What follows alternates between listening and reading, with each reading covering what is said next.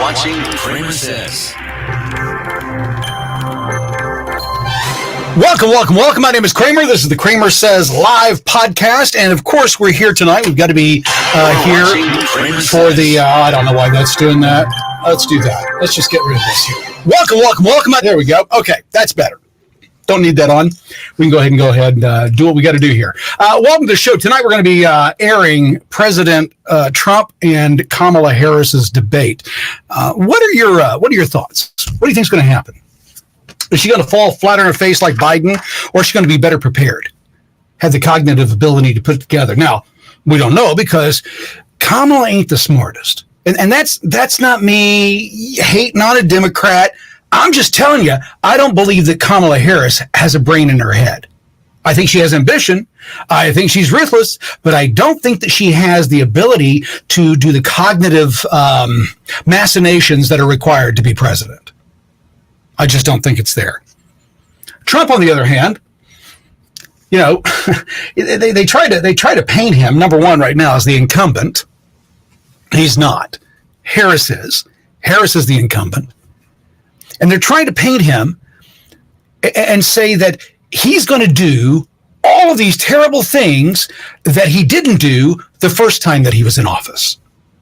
So he's already been in office one time, and we already know his track record.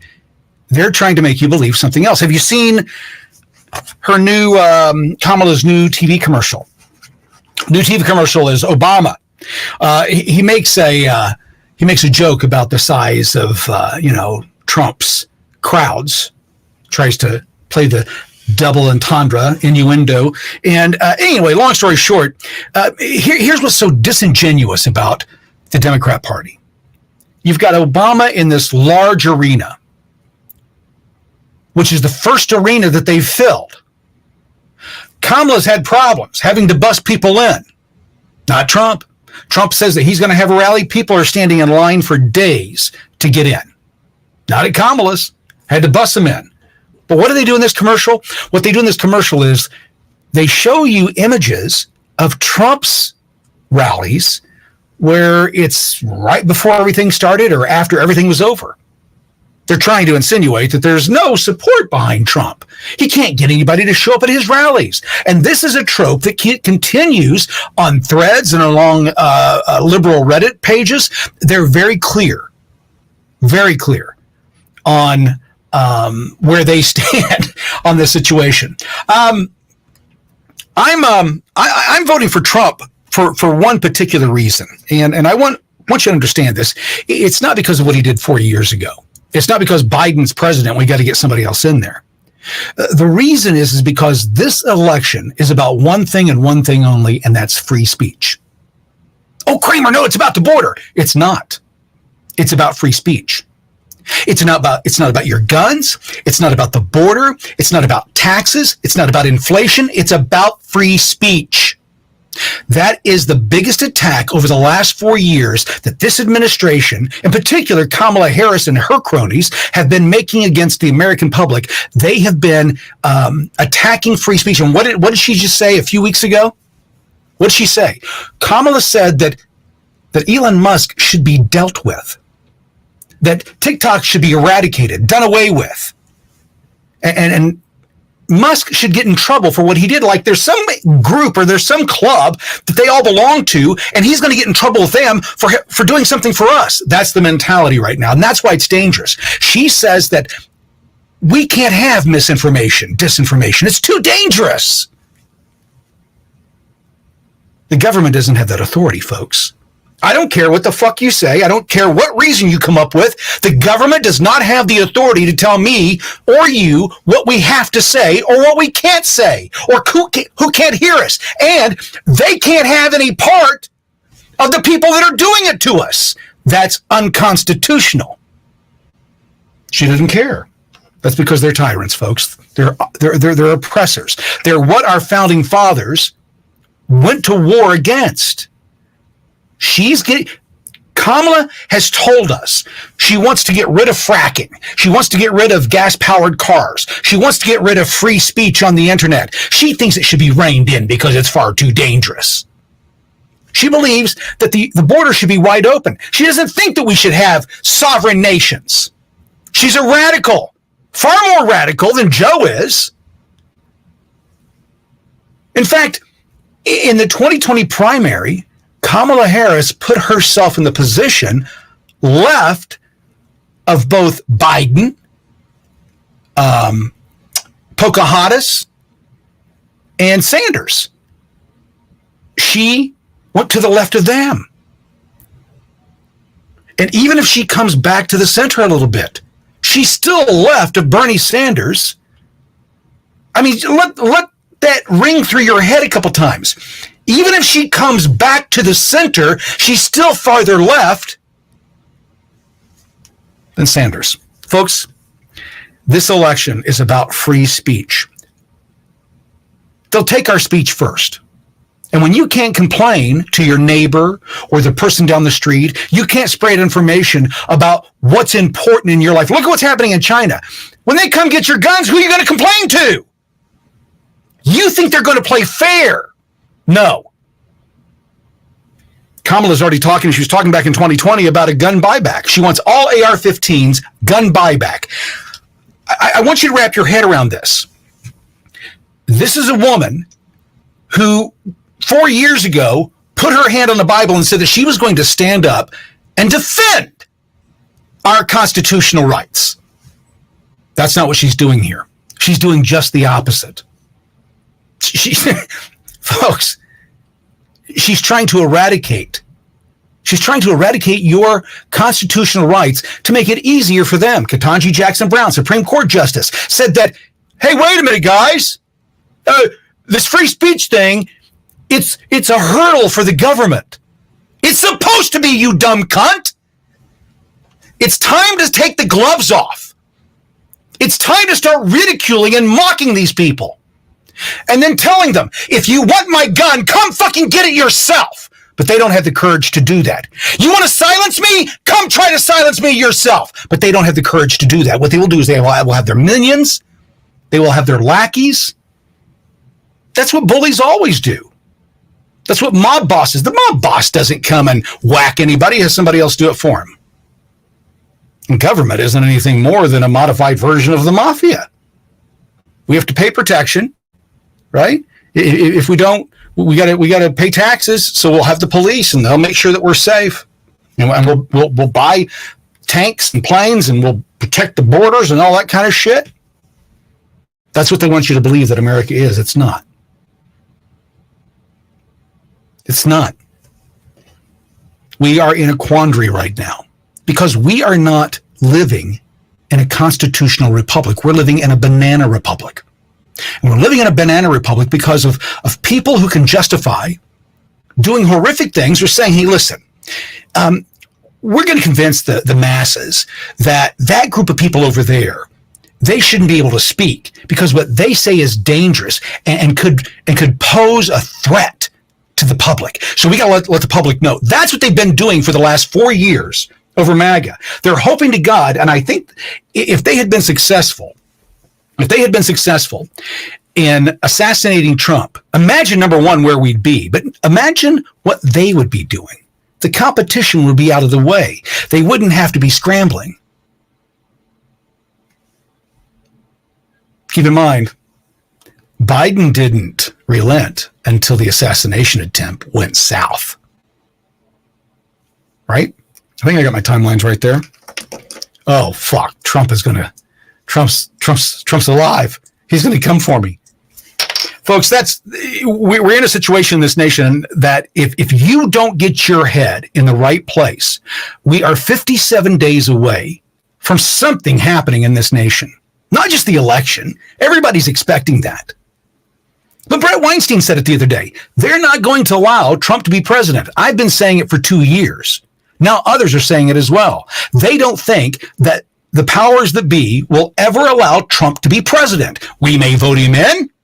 We may do everything we're supposed to do. They're going to put hurdles in the path because that's how they perform democracy. You're watching the CramerSez Project. Global news with local views. From the halls of Congress Across the nation. and around the globe. You're getting the latest news and conservative views. You're watching the CramerSez Project. Global news with local views. CramerSez returns after this message from our partners.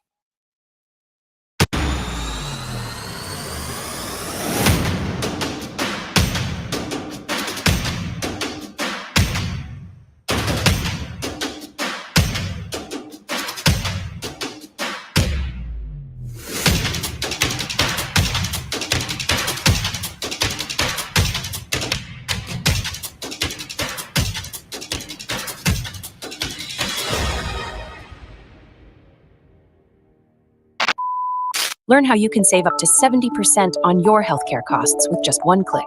Visit CramerSez.com/impact for complete details. That's CramerSez.com/impact.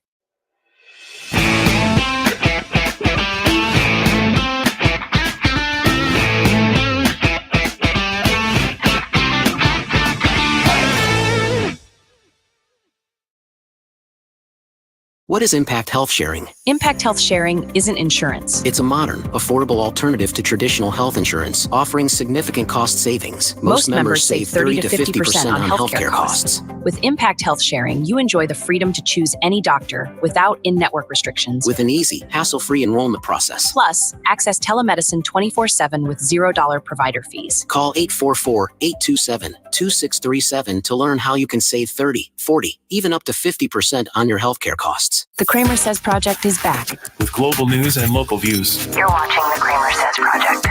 You're watching CramerSez. Welcome back to the show. My name is Kramer. This is the CramerSez podcast. We're going to be airing the debate tonight, and then we'll be doing a follow-up afterwards. I'd like to say hello to those that are dropping into the room tonight.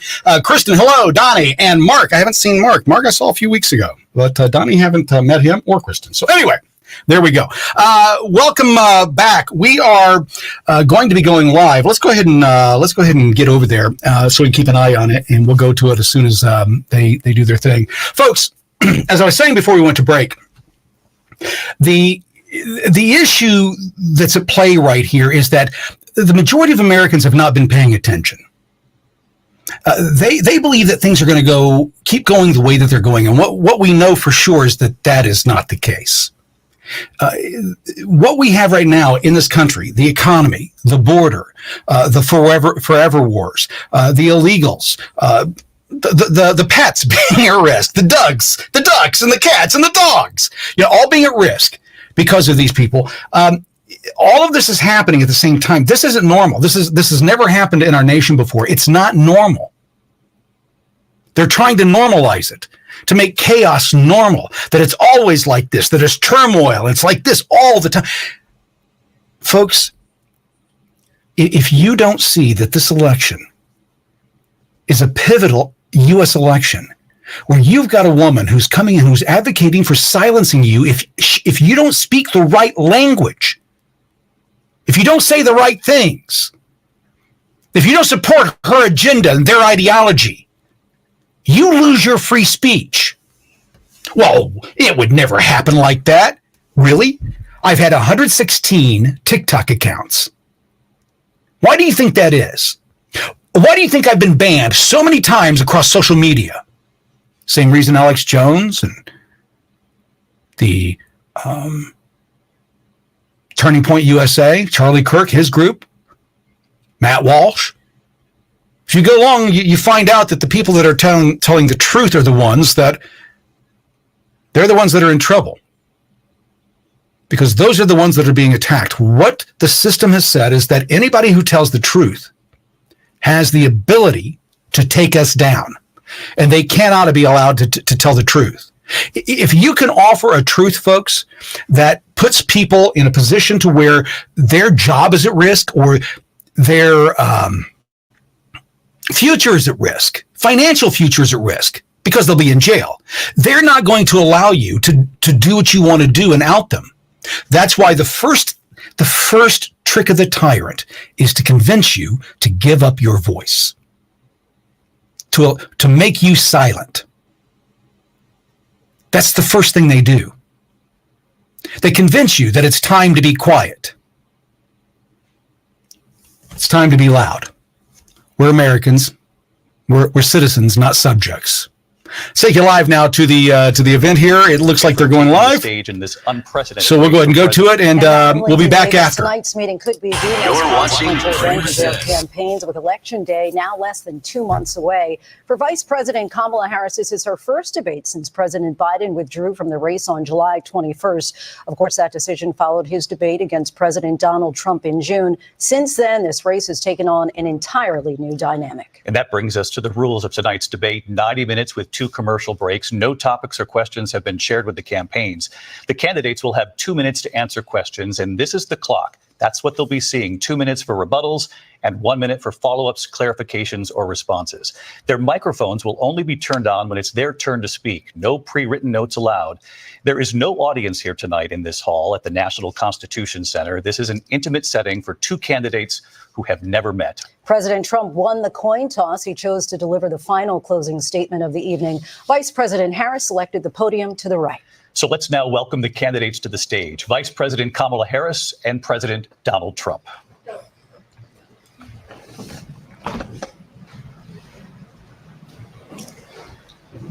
Kamala Harris. Let's have a good debate. Nice to see you. Have fun. Thank you. Welcome to you both. It's wonderful to have you. It's an honor to have you both here tonight. Good evening. We are looking forward to a spirited and thoughtful debate. So let's get started.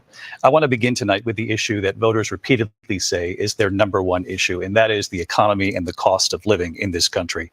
Vice President Harris, you and President Trump were elected 4 years ago, and your opponent on the stage here tonight often asks his supporters, are you better off than you were 4 years ago? When it comes to the economy, do you believe Americans are better off than they were 4 years ago? So I was raised as a middle-class kid.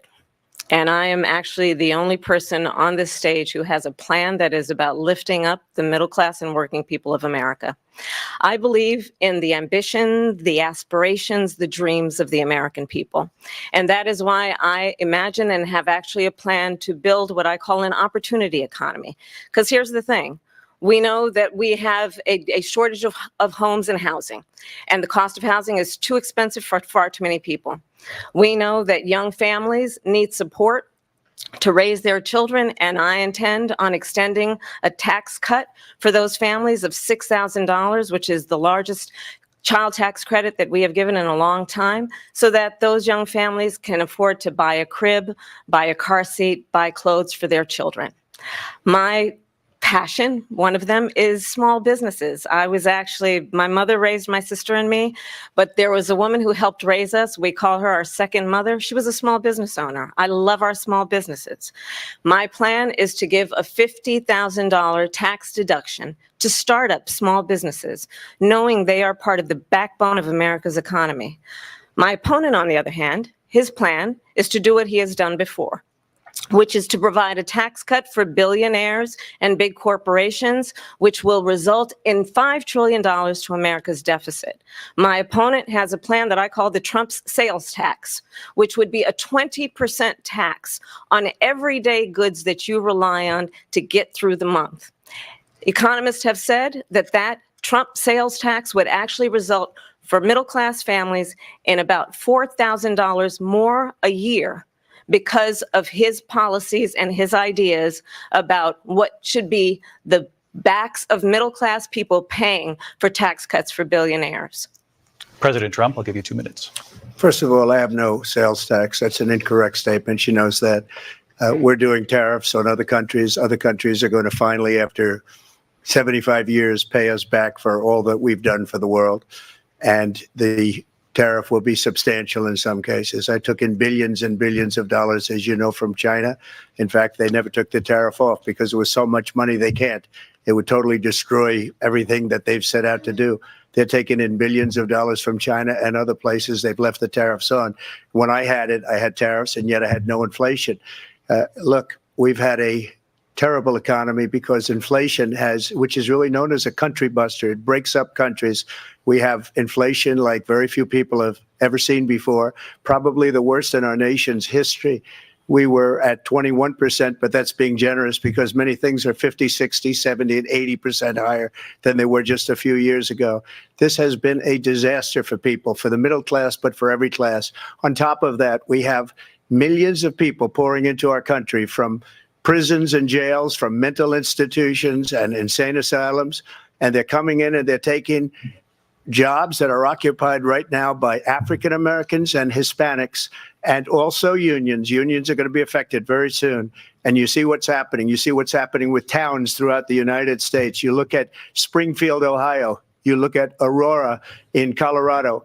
They are taking over the towns. They're taking over buildings. They're going in violently. These are the people that Xi and Biden led into our country, and they're destroying our country. They're dangerous. They're at the highest level of criminality, and we have to get them out. We have to get them out fast. I created one of the greatest economies in the history of our country. I'll do it again and even better. We are going to get to immigration and border security during this debate, but I would like to let Vice President Harris respond on the economy here. Well, I would love to. Let's talk about what Donald Trump left us. Donald Trump left us the worst unemployment since the Great Depression. Donald Trump left us the worst public health epidemic in a century. Donald Trump left us the worst attack on our democracy since the Civil War. And what we have done is clean up Donald Trump's mess. What we have done and what I intend to do is build on what we know are the aspirations and the hopes of the American people. But I'm going to tell you all in this debate tonight, you're going to hear from the same old tired playbook, a bunch of lies, grievances, and name calling. What you're going to hear tonight is a detailed and dangerous plan called Project 2025 that the former president intends on implementing if he were elected again. I believe very strongly that the American people want a president who understands the importance of bringing us together, knowing we have so much more in common than what separates us. And I pledge to you to be a president for all Americans. President Trump will give you a minute here to respond. Number one, I have nothing to do, as you know, and as she knows better than anyone, I have nothing to do with Project 2025. That's out there. I haven't read it. I don't want to read it purposely. I'm not going to read it. This was a group of people that got together. They came up with some ideas, I guess some good, some bad, but it makes no difference. I have nothing to do. Everybody knows I'm an open book. Everybody knows what I'm going to do. Cut taxes very substantially and create a great economy like I did before. We had the greatest economy. We got hit with a pandemic, and the pandemic was not since 1917, where 100 million people died, has there been anything like it. We did a phenomenal job with the pandemic. We handed them over a country where the economy and where the stock market was higher than it was before the pandemic came in. Nobody's ever seen anything like it. We made ventilators for the entire world. We got gowns, we got masks, we did things that nobody thought possible. And people give me credit for rebuilding the military. They give me credit for a lot of things, but not enough credit for the great job we did with the pandemic. But the only jobs they got were bounce back jobs. These were jobs bounce back, and it bounced back and it went to their benefit. But I was the one that created them. They know it, and so does everybody else. Vice President Harris, I'll let you respond. So Donald Trump has no plan for you. And when you look at his economic plan, it's all about tax breaks for the richest people. I am offering what I describe as an opportunity economy. And the best economists in our country, if not the world, have reviewed our relative plans for the future of America. What Goldman Sachs has said is that Donald Trump's plan would make the economy worse. Mine would strengthen the economy. What the Wharton School has said is Donald Trump's plan would actually explode the deficit. 16 Nobel laureates have described his economic plan as something that would increase inflation and by the middle of next year would invite a recession. You just have to look at where we are and where we stand on the issues. And I'd invite you to know that Donald Trump actually has no plan for you because he is more interested in defending himself than he is in looking out for you. It's just a soundbite. They gave her that to say. Look, I went to the Wharton School of Finance, and many of those professors, the top professors, think my plan is a brilliant plan. It's a great plan. It's a plan that's going to bring up our worth, our value as a country. It's going to make people want to be able to go and work and create jobs and create a lot of good, solid money for our country. And just to finish off, she doesn't have a plan. She copied Biden's plan, and it's like 4 sentences, like run, spot, run. 4 sentences that are just, oh, we'll try and lower taxes. She doesn't have a plan. Take a look at her plan. She doesn't have a plan. Mr. President, I do want to drill down on something you both brought up. The vice president brought up your tariffs. You responded, and let's drill down on this because your plan is what she calls is essentially a national sales tax. Your proposal calls for tariffs, as you pointed out here, on foreign imports across the board. You recently said that you might double your plan, imposing tariffs up to 20% on goods coming into this country. As you know, many economists say that with tariffs at that level, costs are then passed on to the consumer. Vice President Harris has argued it'll mean higher prices on gas, food, clothing, medication, arguing it costs the typical family nearly $4,000 a year. Do you believe Americans can afford higher prices because of tariffs? They're not going to have higher prices. What's going to have and who's going to have higher prices is China and all of the countries that have been ripping us off for years. I was the only president ever. China was paying us hundreds of billions of dollars, and so were other countries.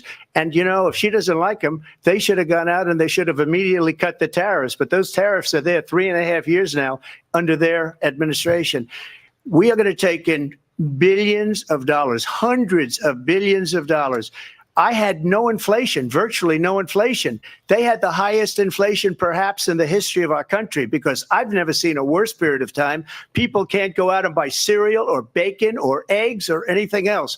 The people of our country are absolutely dying with what they've done. They've destroyed the economy. And all you have to do is look at a poll. The polls say 80 and 85 and even 90% that the Trump economy was great, that their economy was terrible. Vice President Harris, I do want to ask for your response. And you heard what the president said there, because the Biden administration did keep a number of the Trump tariffs in place. So how do you respond? Well, let's be clear that the Trump administration resulted in a trade deficit, one of the highest we've ever seen in the history of America. He invited trade wars. You want to talk about his deal with China? What he ended up doing is under Donald Trump's presidency, he ended up selling American chips to China to help them improve and modernize their military, basically sold us out. When a policy about China should be in making sure the United States of America wins the competition for the 21st century, which means focusing on the details of what that requires, focusing on relationships with our allies, focusing on investing in American-based technology so that we win the race on AI, on quantum computing, focusing on what we need to do to support America's workforce so that we don't end up having on the short end of the stick in terms of workers' rights. But what Donald Trump did, let's talk about this, with COVID, is he actually thanked President Xi for what he did during COVID. Look at his tweet. Thank you, President Xi, exclamation point, when we know that Xi was responsible for lacking and not giving us transparency about the origins of COVID. President Trump, I'll let you respond. First of all, they bought their chips from Taiwan. We hardly make chips anymore because of philosophies like they have and policies like they have. I don't say her because she has no policy. Everything that she believed 3 years ago and 4 years ago is out the window. She's going to my philosophy now. In fact, I was going to send her a MAGA hat. She's gone to my philosophy. But if she ever got elected, she'd change it. And it will be the end of our country. She's a Marxist. Everybody knows she's a Marxist. Her father's a Marxist professor in economics, and he taught her well. But when you look at what she's done to our country, and when you look at these millions and millions of people that are pouring into our country monthly, where it's, I believe, 21 million people, not the 15 that people say, and I think it's a lot higher than the 21. That's bigger than New York State pouring in. And just look at what they're doing to our country. They're criminals. Many of these people coming in are criminals. And that's bad for our economy, too. You know, you mentioned before, we'll talk about immigration later. Well, bad immigration is the worst thing that can happen to our economy. They have, and she has, destroyed our country with policy that's insane. Almost policy that you'd say they have to hate our country. President Trump, thank you. Lindsay? I want to turn to the issue of abortion. President Trump, you've often touted that you were able to kill Roe v. Wade. Last year, you said that you were proud to be the most pro-life president in American history. Then last month, you said that your administration would be great for women and their reproductive rights. In your home state of Florida, you surprised many with regard to your 6-week abortion ban because you initially had said that it was too short. And you said, quote, I'm going to be voting that we need more than 6 weeks. But then the very next day, you reversed course and said you would vote to support the 6-week ban.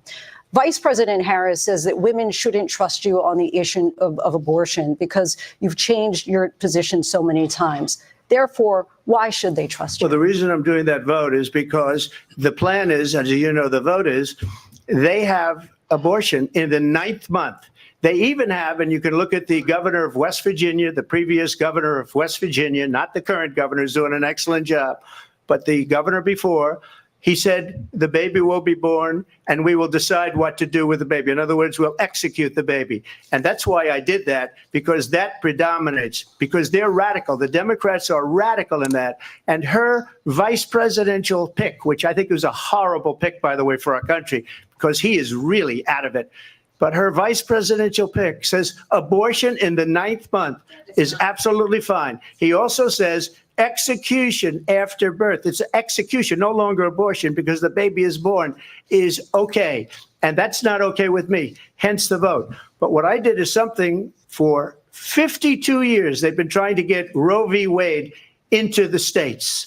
And through the genius and heart and strength of 6 Supreme Court justices, we were able to do that. Now, I believe in the exceptions for rape, incest, and life of the mother. I believe strongly in it. Ronald Reagan did also. 85% of Republicans do.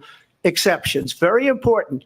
But we were able to get it, and now states are voting on it. And for the first time, you're going to see, look, this is an issue that's torn our country apart for 52 years.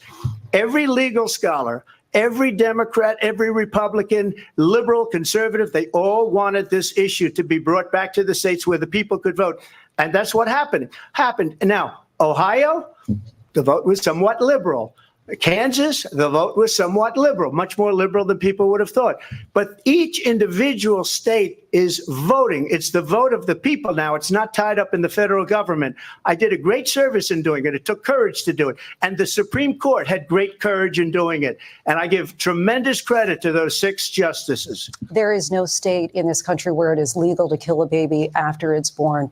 Madam Vice President, I want to get your response to President Trump. Well, as I said, you're going to hear a bunch of lies, and that's not actually a surprising fact. Let's understand how we got here.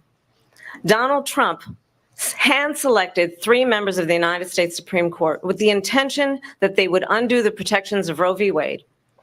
And they did exactly as he intended. And now in over 20 states, there are Trump abortion bans, which make it criminal for a doctor or nurse to provide health care. In one state, it provides prison for life. Trump abortion bans that make no exception even for rape and incest, which understand what that means. A survivor of a crime of violation to their body does not have the right to make a decision about what happens to their body next. That is immoral.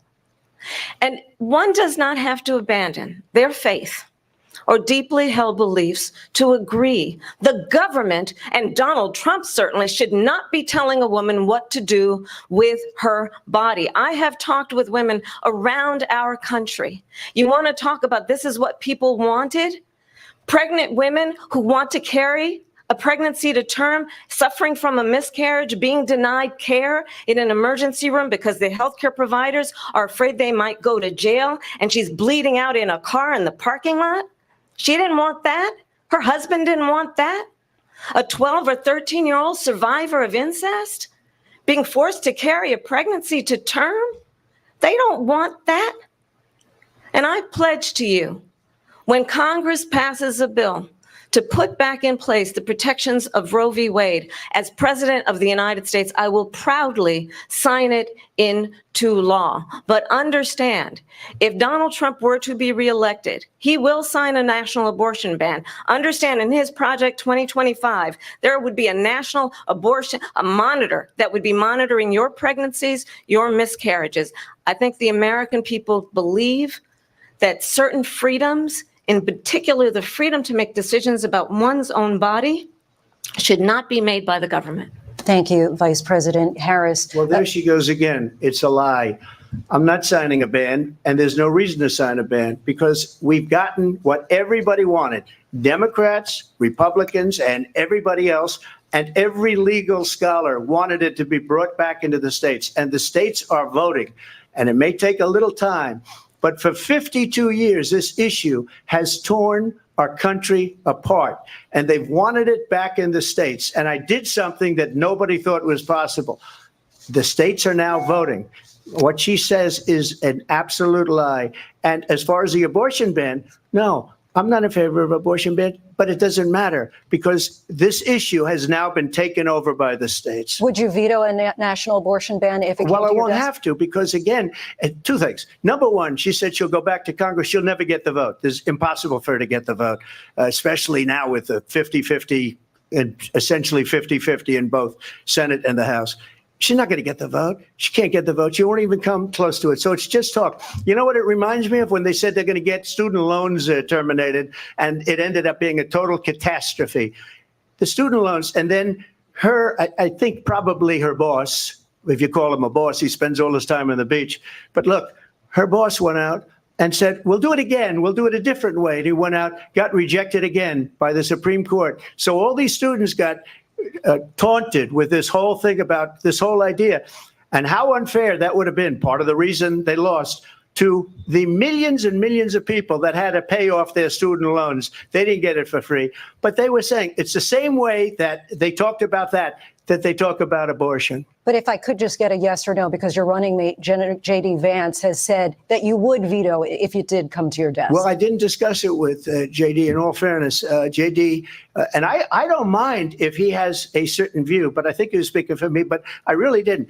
Look, we don't have to discuss it because she'd never be able to get it, just like she couldn't get student loans. They couldn't get student loans. They didn't even come close to getting student loans. They taunted young people and a lot of other people that had loans.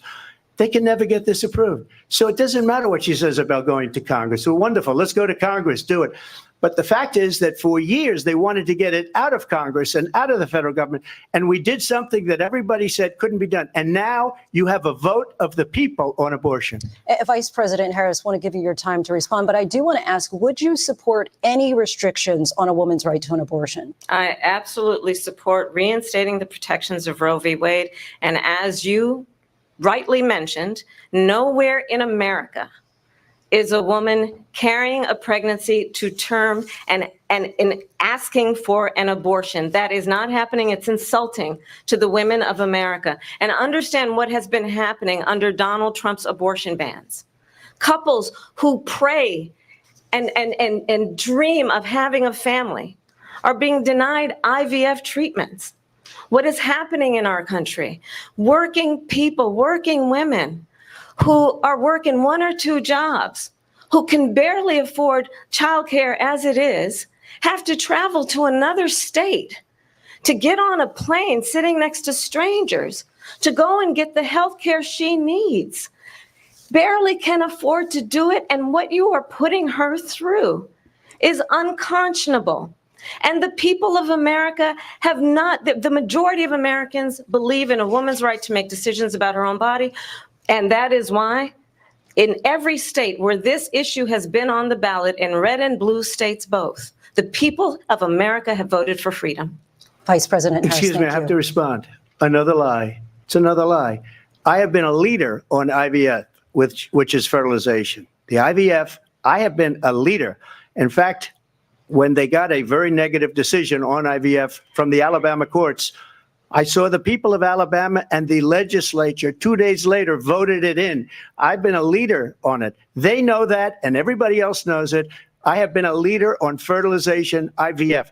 And the other thing, they you should ask, will she allow abortion in the 8th month, 9th month, 7th month? Come on. Okay, would you do that? Why don't you ask her that question? Why don't you answer That's the problem. question? Would you because veto? under Roe v. Answer Wade, the question. you Would you could veto? you could do abortions in the 7th month, the 8th month, the 9th That's month, not true. and probably after birth. Just look at the former governor of Virginia. The governor of Virginia said, we put the baby aside and then we determine what we want to do with the baby. President Trump, thank you. We're going to turn now to immigration and border security. We know it's an issue that's important to Republicans, Democrats, voters across the board in this country. Vice President Harris, you were tasked by President Biden with getting to the root causes of migration from Central America. We know that illegal border crossings reached a record high in the Biden administration. This past June, President Biden imposed tough new asylum restrictions. We know the numbers since then have dropped significantly. But my question to you tonight is, why did the administration wait until 6 months before the election to act? And would you have done anything differently from President Biden on this?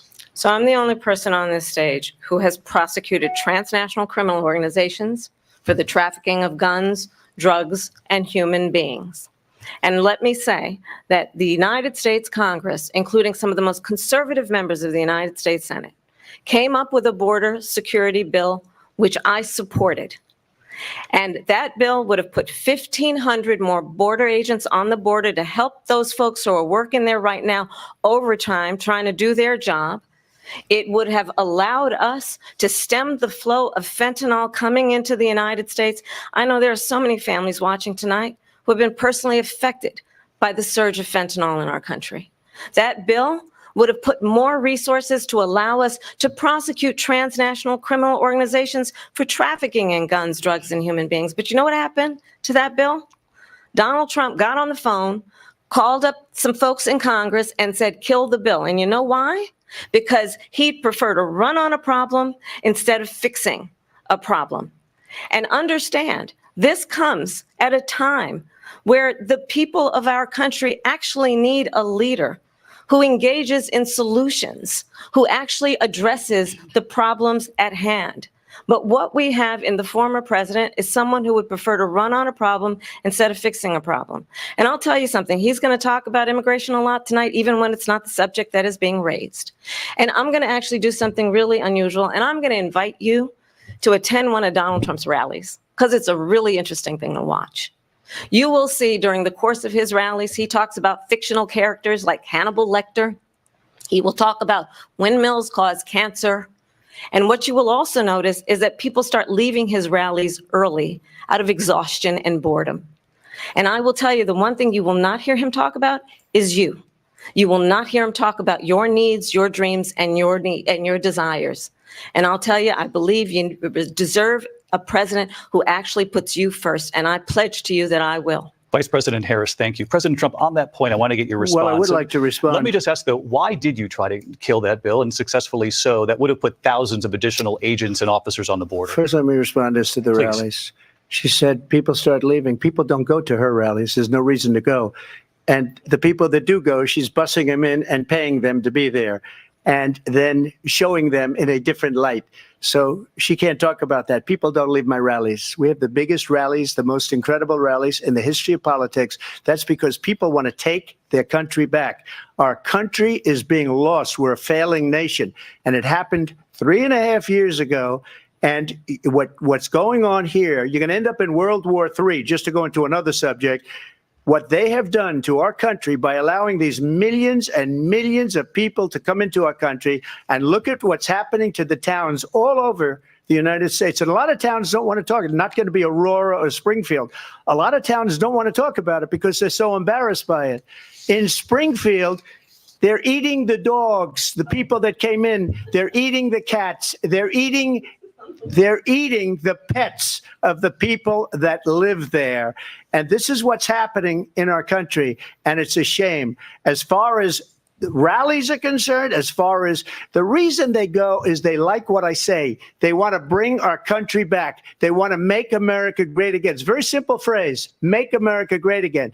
She's destroying this country. And if she becomes president, this country doesn't have a chance of success. Not only success, will end up being Venezuela on steroids.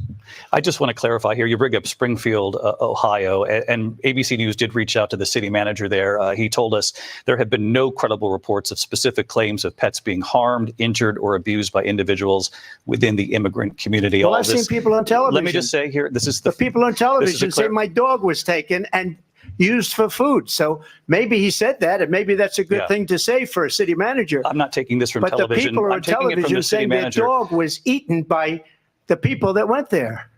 Again, the Springfield city manager says there's no evidence of that. Vice President Harris, I'll let you respond to the rest of what you've heard.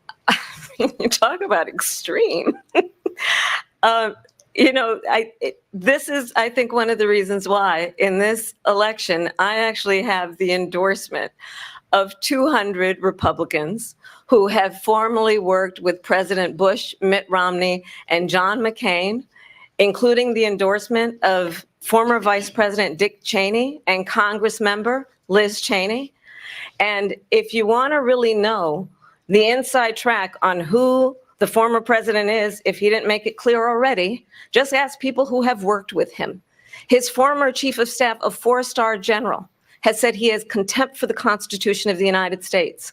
His former national security advisor has said he is dangerous and unfit. His former Secretary of Defense has said the nation, the republic, would never survive another Trump term.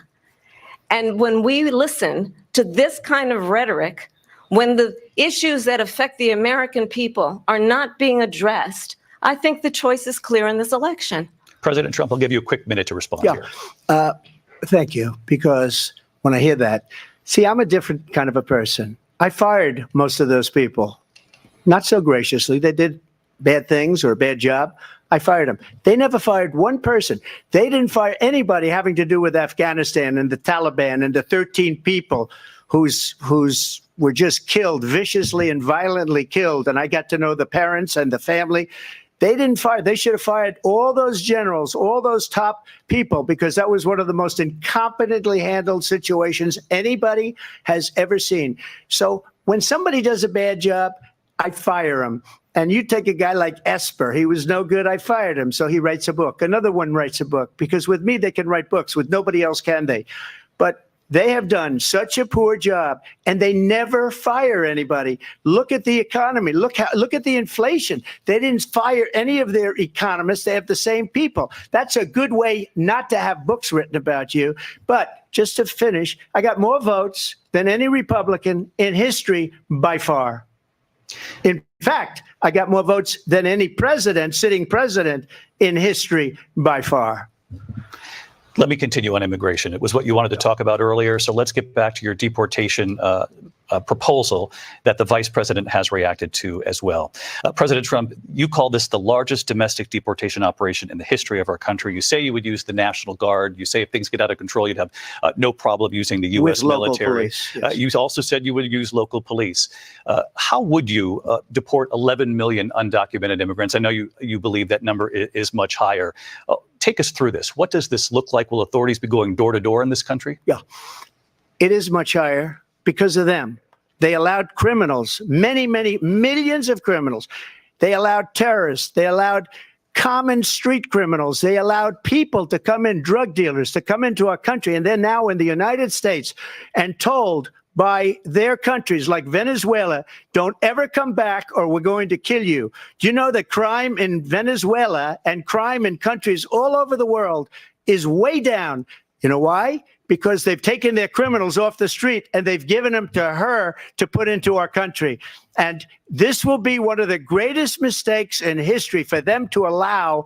And I think they probably did it because they think they're going to get votes, but it's not worth it because they're destroying the fabric of our country by what they've done. There's never been anything done like this at all. They've destroyed the fabric of our country. Millions of people let in, and all over the world, crime is down all over the world except here. Crime here is up and through the roof. Despite their fraudulent statements that they made, crime in this country is through the roof. And we have a new form of crime. It's called migrant crime. And it's happening at levels that nobody thought possible. President Trump, as you know, the FBI says overall violent crime is actually coming down in this country. But Vice Excuse me, President the Harris, FBI they were defrauding statements. They didn't include the worst cities. They didn't include the cities with the worst crime. It was a fraud, just like their number of 818,000 jobs that they said they created turned out to be a fraud. President Trump, thank you. I'll let you respond, Vice President Harris. Well, I think this is so rich coming from someone who has been prosecuted for national security crimes, economic crimes, election interference, has been found liable for sexual assault, and his next big court appearance is in November at his own criminal sentencing. And let's be clear where each person stands on the issue of what is important about respect for the rule of law and respect for law enforcement. The former vice president called for defunding federal law enforcement, 45,000 agents, get this, on the day after he was arraigned on 34 felony counts. So let's talk about what is important in this race. It is important that we move forward, that we turn the page on this same old tired rhetoric and address the needs of the American people, address what we need to do about the housing shortage, which I have a plan for, address what we must do to support our small businesses, address bringing down the price of groceries. But frankly, the American people are exhausted with this same old tired playbook. Vice President Harris, thank you. Excuse me. Every one of those cases was started by them against their political opponent. And I'm winning most of them, and I will win the rest on appeal. And you saw that with the decision that came down just recently from the Supreme Court. I'm winning most of them. But those are cases, it's called weaponization. Never happened in this country. They weaponized the Justice Department. Every one of those cases was involved with the DOJ, from Atlanta and Fani Willis to the Attorney General of New York and the DA in New York, every one of those cases. And then they say, oh, he's a criminal. They're the ones that made them go after me. By the way, Joe Biden was found essentially guilty on the documents case. And what happened in my documents case? They said, oh, that's the toughest of them all. A complete and total victory. 2 months ago, it was thrown out. It's weaponization, and they used it, and it's never happened in this country. They used it to try and win an election. They're fake cases. President Trump, thank you. A really quick response here, Vice President Harris, on this notion of weaponization of the Justice Department. Well, let's talk about extreme and understand the context in which this election in 2024 is taking place. The United States Supreme Court recently ruled that the former president would essentially be immune from any misconduct if he were to enter the White House again. Understand, this is someone who has openly said he would terminate, I'm quoting, terminate the Constitution of the United States, that he would weaponize the Department of Justice against his political enemies. Someone who has openly expressed disdain for members of our military. Understand what it would mean if Donald Trump were back in the White House with no guardrails, because certainly we know now the court won't stop him. We know J.D. Vance is not going to stop him. It's up to the American people Vice President to stop Harris, him. Thank you. Lindsay? Vice President Harris, in your last run for president. This is the one that weaponized, not me. She weaponized. I probably took a bullet to the head because of the things that they say about me. They talk about democracy. I'm a threat to democracy. They're the threat to democracy with a fake Russia investigation that went nowhere. We have a lot to get to. Lindsay? Vice President Harris, in your last run for president, you said you wanted to ban fracking. Now you don't. You wanted mandatory government buyback programs for assault weapons. Now your campaign says you don't. You supported decriminalizing border crossings. Now you're taking a harder line. I know you say that your values have not changed. So then why have so many of your policy positions changed? So my values have not changed, and I'm going to discuss at least every point that you've made. But in particular, let's talk about fracking, because we're here in Pennsylvania. I made that very clear in 2020.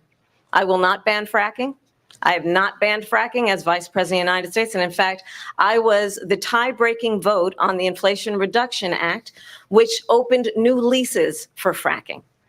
My position is that we have got to invest in diverse sources of energy so we reduce our reliance on foreign oil. We have had the largest increase in domestic oil production in history because of an approach that recognizes that we cannot over-rely on foreign oil. As it relates to my values, let me tell you, I grew up a middle-class kid raised by a hardworking mother who worked and saved and was able to buy our first home when I was a teenager. The values I bring to the importance of home ownership, knowing not everybody got handed $400 million on a silver platter and then filed bankruptcy 6 times, is a value that I bring to my work to say we are going to work with the private sector and home builders to increase 3 million homes, increase by 3 million homes by the end of my first term. My work that is related to having a friend when I was in high school who was sexually assaulted by her stepfather. And my focus then on protecting women and children from violent crime is based on a value that is deeply grounded in the importance of standing up for those who are most vulnerable. My work that is about protecting Social Security and Medicare is based on long-standing work that I have done, protecting seniors from scams. My values have not changed. And what is important is that there is a president who actually brings values and a perspective that is about lifting people up and not beating people down and name calling. The true measure of the leader is the leader who actually understands the strength is not in beating people down, it's in lifting people up. I intend to be that president. President Trump, your response? First of all, I wasn't given $400 million. I wish I was. My father was a Brooklyn builder, Brooklyn, Queens, and a great father, and I learned a lot from him. But I was given a fraction of that, a tiny fraction, and I built it into many, many billions of dollars, many, many billions. And when people see it, they are even surprised. So we don't have to talk about that. Fracking, she's been against it for 12 years. Defund the police, she's been against that forever. She gave all that stuff up very wrongly, very horribly, and everybody's laughing at it, okay? They're all laughing at it. She gave up at least 12 and probably 14 or 15 different policies. Like, she was big on defund the police. In Minnesota, she went out, wait a minute, I'm talking now, if you don't mind, please. Does that sound familiar? She went out in Minnesota and wanted to let criminals that killed people, that burned down Minneapolis, she went out and raised money to get them out of jail. She did things that nobody would ever think of. Now she wants to do transgender operations on illegal aliens that are in prison. This is a radical left liberal that would do this. She wants to confiscate your guns, and she will never allow fracking in Pennsylvania. If she won the election, fracking in Pennsylvania will end on day one. Just to finish, one thing so important in my opinion. So I got the oil business going like nobody has ever done before. When they took over, they got rid of it, started getting rid of it, and the prices were going up the roof. They immediately let these guys go to where they were. I would have been 5 times, 4 times, 5 times higher, because you're talking about 3.5 years ago. They got it up to where I was because they had no choice, because the prices of energy were quadrupling and doubling. You saw what happened to gasoline. So they said, let's go back to Trump. But if she won the election, the day after that election, they'll go back to destroying our country, and oil will be dead. Fossil fuel will be dead. We'll go back to windmills, and we'll go back to solar, where they need a whole desert to get some energy to come out. You ever see a solar plant? By the way, I'm a big fan of solar, but they take 400, 500 acres of desert soil. Trump, we have a These lot are of not good issues things that we for the have to get environment to. that We're she out of time. understands. Thank you. Lindsay, thank you. We have an election in just 56 days. And I want to talk about the peaceful transfer of power, which, of course, we all know is a cornerstone of our democracy, and the role of a president in a moment of crisis. Mr. President, on January 6th, you told your supporters to march to the Capitol. You said you would be right there with them. The country and the world saw what played out at the Capitol that day, the officers coming under attack. Aides in the West Wing say you watched it unfold on television off the Oval Office. You did send out tweets, but it was more than 2 hours before you sent out that video message telling your supporters to go home. Is there anything you regret about what you did on that day? You just said a thing that isn't covered. Peacefully and patriotically, I said during my speech, not later on. peacefully and patriotically. And nobody on the other side was killed. Ashley Babbitt was shot by an out-of-control police officer that should have never, ever shot her. It's a disgrace. But we didn't do this group of people that have been treated so badly.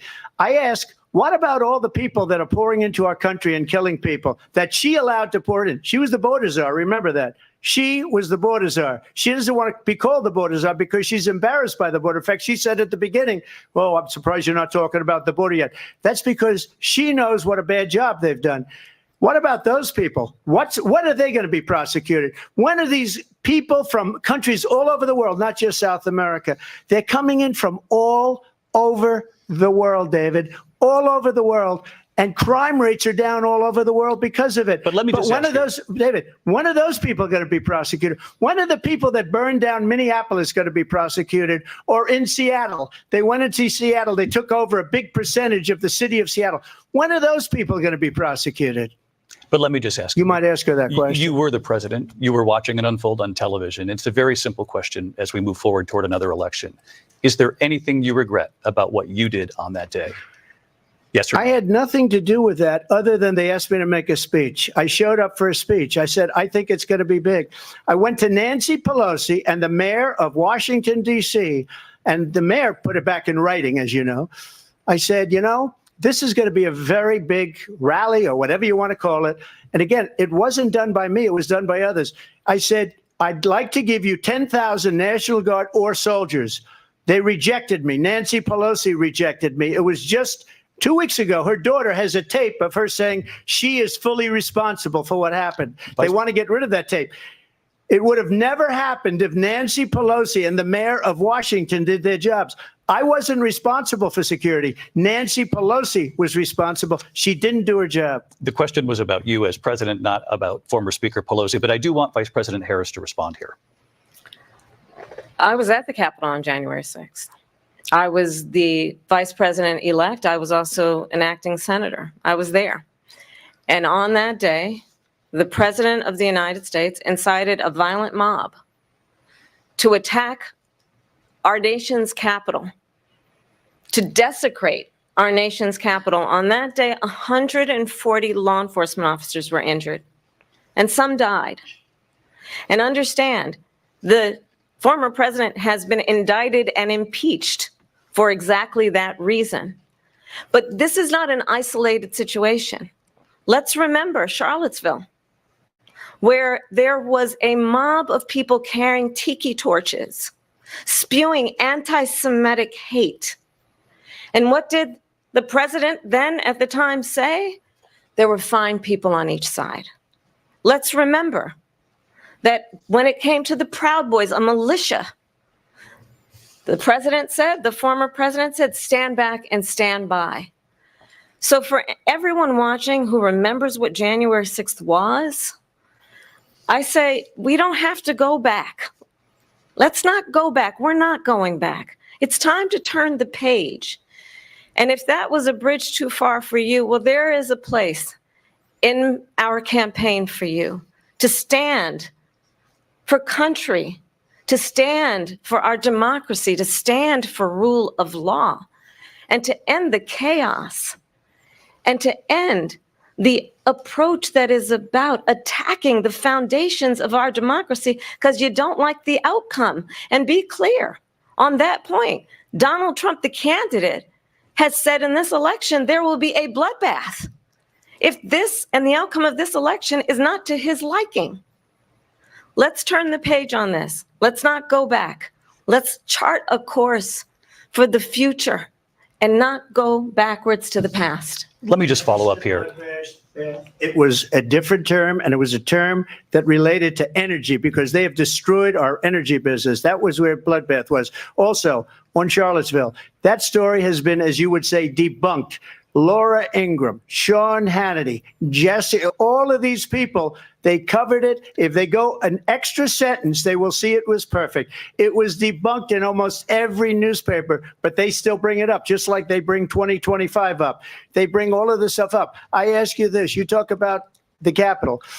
Why are we allowing these millions of people to come through on the southern border. How come she's not doing anything? And I'll tell you what I would do, and I would be very proud to do it. I would say we would both leave this debate right now. I'd like to see her go down to Washington, D.C. during this debate, because we're wasting a lot of time. Go down to, because she's been so bad, it's so ridiculous. Go down to Washington, D.C. and let her sign a bill to close up the border, because they have the right to do it. They don't need bills. They have the right to do it. The president of the United States, you'll get him out of bed. You'll wake him up at 4 o'clock in the afternoon. Right. You'll say, come on down to the office. Let's sign a bill. If he signs a bill that the border is closed, all he has to do is say it to the Border Patrol, who are phenomenal. If they do that, the border is closed. Mr. Those President, people are killing many people, unlike J6. We talked immigration here tonight. I do want to focus on this next issue to both of you, because it really brings us this into focus, truth in these times that we're living in. Mr. President, for 3.5 years after you lost the 2020 election, you repeatedly falsely claimed that you won, many times saying you won in a landslide. In the past couple of weeks leading up to this debate, you have said, quote, you lost by a whisker, that you, quote, didn't quite make it, that you came up a little bit short. I said that? Are you now acknowledging that you lost in 2020? No, I don't acknowledge that at all. But I said that sarcastically. You know that. It was said, oh, we lost by a whisker. That was said sarcastically. Look, there's so much proof. All you have to do is look at it. And they should have sent it back to the legislatures for approval. I got almost 75 million votes, the most votes any sitting president has ever gotten. I was told if I got 63, which was what I got in 2016, you can't be beaten. The election, people should never be thinking about an election as fraudulent. We need two things. We need walls. And we have to have it. We have to have borders, and we have to have good elections. Our elections are bad. And a lot of these illegal immigrants coming in, they're trying to get them to vote. They can't even speak English. They don't even know what country they're in practically. And these people are trying to get them to vote. And that's why they're allowing them to come into our country. I did watch all of these pieces of video. I didn't detect the sarcasm, lost by a whisker. We didn't quite make it. And we should just point out here as clarification, and you know this, you and your allies, 60 cases in front of many judges, many of them Republican. No judge looked at it. And said they said we didn't have standing. That's the other thing. They said we didn't have standing, a technicality. Can you imagine a system where a person in an election doesn't have standing? The president of the United States doesn't have standing. That's how we lost. If you look at the facts, and I'd love to have you'll do a special on it. I'll show you Georgia, and I'll show you Wisconsin, and I'll show you Pennsylvania, and I'll show you. We have so many facts and statistics, but you know what? That doesn't matter, because we have to solve the problem that we have right now. That's old news. And the problem that we have right now is we have a nation in decline, and they have put it into decline. We have a nation that is dying, David. Mr. President, thank you. Vice President Harris, you heard the president there tonight. He said he didn't say that he lost by a whisker. So he still believes he did not lose the election that was won by President Biden and yourself.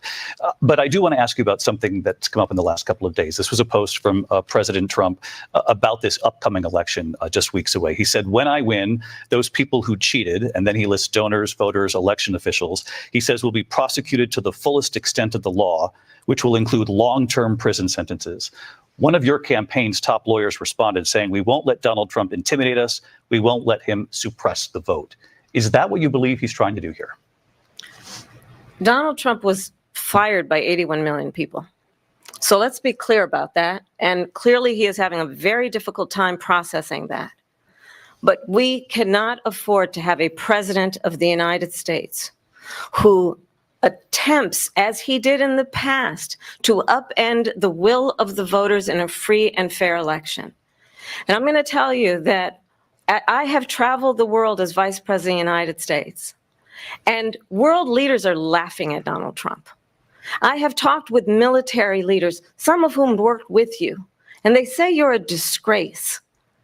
And when you then talk in this way in a presidential debate and deny what over and over again are court cases you have lost because you did, in fact, lose that election, it leads one to believe that perhaps we do not have in the candidate to my right the temperament or the ability to not be confused about fact. That's deeply troubling, and the American people deserve better. I'll give you 1 minute to respond, Mr. President. Let me just tell you about world leaders. Viktor Orban, one of the most respected men, they call him a strong man. He's a tough person, smart, Prime Minister of Hungary. They said, why is the whole world blowing up? 3 years ago, it wasn't. Why is it blowing up?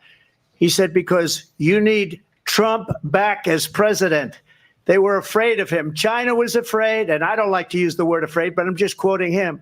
China was afraid of him. North Korea was afraid of him. Look at what's going on with North Korea, by the way. He said Russia was afraid of him. I ended the Nord Stream 2 pipeline, and Biden put it back on day one, but he ended the XL pipeline. The XL pipeline in our country, he ended that. But he let the Russians build a pipeline going all over Europe and heading into Germany, the biggest pipeline in the world. Look, Viktor Orban said it. He said the most respected, most feared person is Donald Trump. We had no problems when Trump was president. But when this weak, pathetic man that you saw at a debate just a few months ago, that if he weren't in that debate, he'd be running instead of her. She got no votes. He got 14 million votes. What you did, you talk about a threat to democracy. He got 14 million votes and they threw him out of office. And you know what? I'll give you a little secret. He hates her. He can't stand her. But he got 14 million votes. They threw him out. She got 0 votes. And when she ran, she was the first one to leave because she failed. And now she's running. I don't understand it, but I'm okay with it because your time is I think up. we're going to do very well. We've got a lot more to get to. Turning now to the Israel-Hamas war and the hostages who are still being held, Americans among them. Vice President Harris, in December, you said, quote, Israel has a right to defend itself, but you added, quote, it matters how, saying international humanitarian law must be respected. Israel must do more to protect innocent civilians. You said that 9 months ago. Now an estimated 40,000 Palestinians are dead. Nearly 100 hostages remain. Just last week, Prime Minister Benjamin Netanyahu said there's not a deal in the making. President Biden has not been able to break through the stalemate. How would you do it? Well, let's understand how we got here. On October 7, Hamas, a terrorist organization, slaughtered 1,200 Israelis. Many of them young people who were simply attending a concert. Women were horribly raped.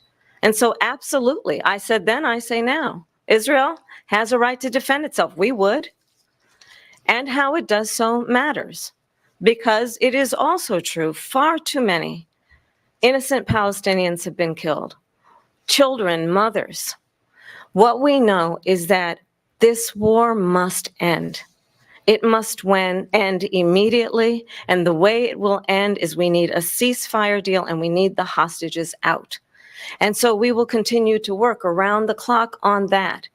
Work around the clock, also understanding that we must chart a course for a two-state solution.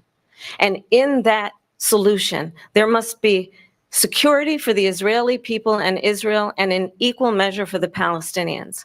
But the one thing I will assure you always, I will always give Israel the ability to defend itself, in particular as it relates to Iran and any threat that Iran and its proxies pose to Israel. But we must have a two-state solution where we can rebuild Gaza, where the Palestinians have security, self-determination, and the dignity they so rightly deserve. President Trump, how would you negotiate with Netanyahu and also Hamas in order to get the hostages out and prevent the killing of more innocent civilians in Gaza? If I were president, it would have never started.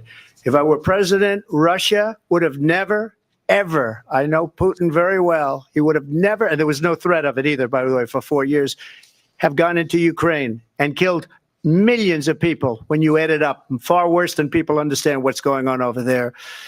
But when she mentions about Israel, all of a sudden, she hates Israel. She wouldn't even meet with Netanyahu when he went to Congress to make a very important speech. She refused to be there because she was at a sorority party of hers. She wanted to go to the sorority party. She hates Israel. If she's president, I believe that Israel will not exist within 2 years from now. And I've been pretty good at predictions, and I hope I'm wrong about that one.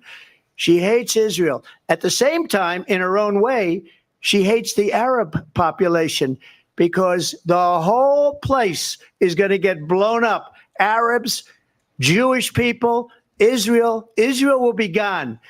It would have never happened. Iran was broke under Donald Trump. Now Iran has $300 billion because they took off all the sanctions that I had. Iran had no money for Hamas or Hezbollah or any of the 28 different spheres of terror. And they are spheres of terror, horrible terror. They had no money. It was a big story, and you know it. You covered it very well, actually. They had no money for terror. They were broke. Now they're a rich nation, and now what they're doing is they're spreading that money around. Look at what's happening with the Houthis and Yemen. Look at what's going on in the Middle East. This would have never happened. I will get that settled and fast, and I'll get the war with Ukraine and Russia ended. If I'm president-elect, I'll get it done before even becoming president. Vice President Harris, he says you hate Israel. That's absolutely not true. I have my entire career and life supported Israel and the Israeli people. He knows that. He's trying to, again, divide and distract from the reality, which is it is very well known that Donald Trump is weak and wrong on national security and foreign policy. It is well known that he admires dictators, wants to be a dictator on day one, according to himself. It is well known that he said of Putin that he can do whatever the hell he wants and go into Ukraine. It is well known that he said when Russia went into Ukraine, it was brilliant. It is well known he exchanged love letters with Kim Jong-un.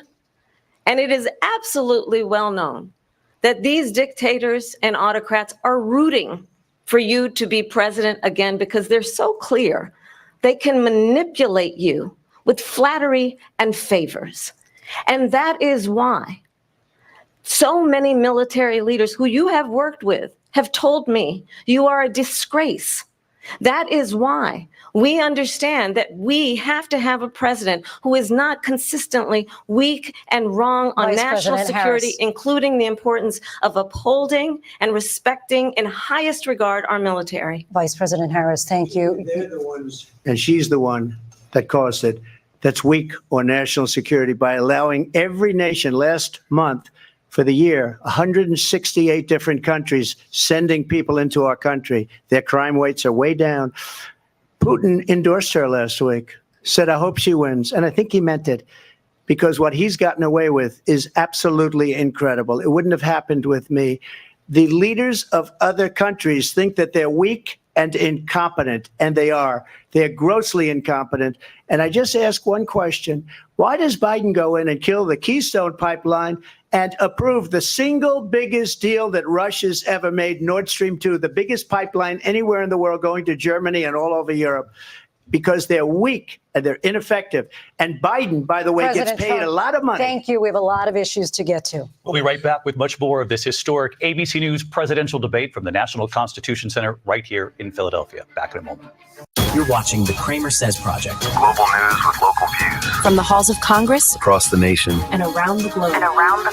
You're getting the latest news and conservative views. You're watching the CramerSez Project. Global news with local views. CramerSez returns after this message from our partners.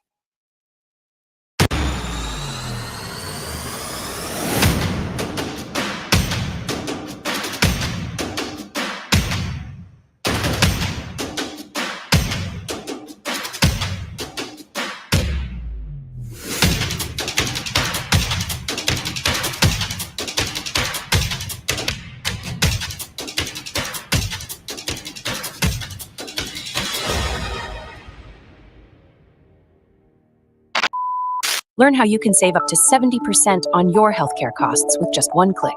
Visit CramerSez.com/impact for complete details. That's CramerSez.com/impact.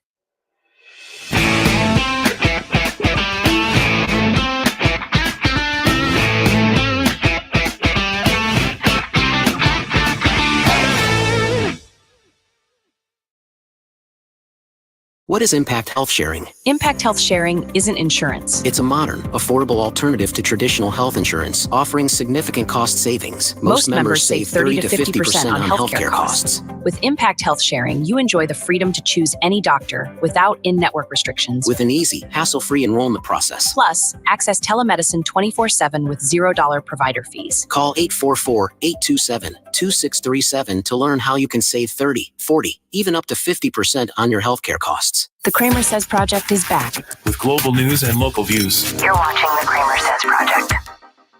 You're watching CramerSez.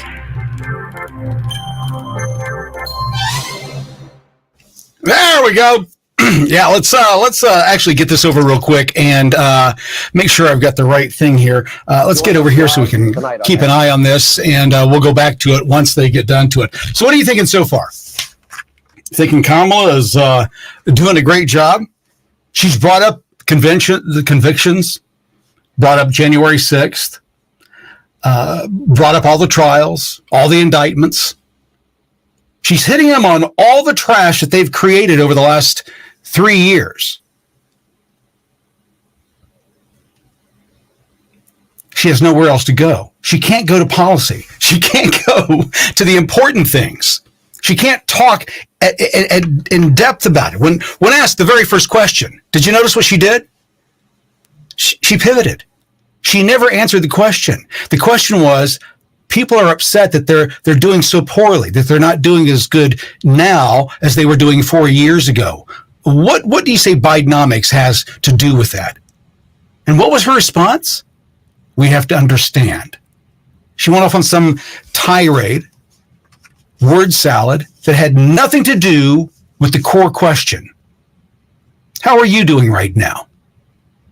Are you doing better right now than you were 4 years ago? I know I'm not. I've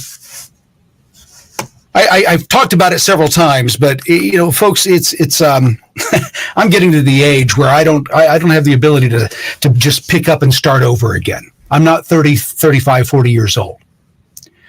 And so I look at my life here and what's happened from COVID, the restrictions and the mandates and the lockdowns, and how many lives it destroyed, and it is continuing to destroy today. And if we allow these people that have lied to us on a daily basis to maintain their reign on authority and power in this nation, we can only expect more of the same. They don't know how to create money. They're thieves. They're con artists. They don't know how to build a business or create value. That's not what they do. They're leeches. They will suck all of us dry and then go on to the next one and the next one and the next one. The people running our government, the bureaucrats and the deep state, these are the people that have the worst relationships, personal relationships. Why? Because of who they are and what they are. Let's see if we get back over here to the debate. Looks like they're coming back, so we'll bring it back. Constitution Center in Philadelphia, Pennsylvania. Here again, David Muir and Lindsay Davis. Welcome back to this historic ABC News presidential debate tonight. We're going to continue here, and I want to turn to the war in Ukraine. We're now 2.5 years into this conflict. Mr. President, it has been the position of the Biden administration that we must defend Ukraine from Russia, from Vladimir Putin, to defend their sovereignty, their democracy, that it's in America's best interest to do so, arguing that if Putin wins, he may be emboldened to move even further into other countries.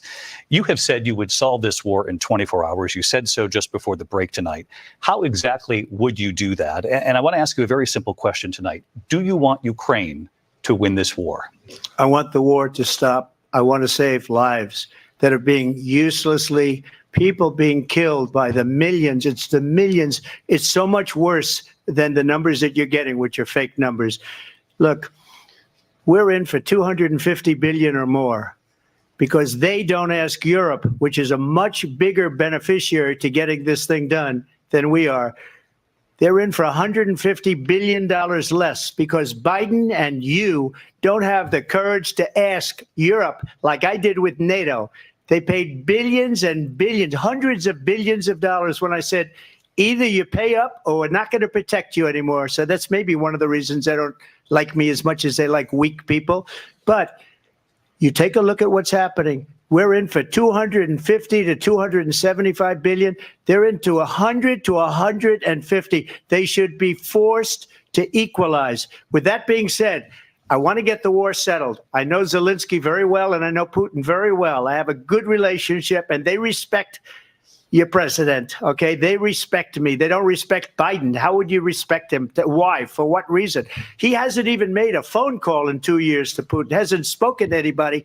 They don't even try and get it. That is a war that's dying to be settled. I will get it settled before I even become president. If I win, when I'm president-elect, and what I'll do is I'll speak to one, I'll speak to the other, I'll get them together. That war would have never happened. And in fact, when I saw Putin after I left, unfortunately left because our country has gone to hell. But after I left, when I saw him building up soldiers, he did it after I left.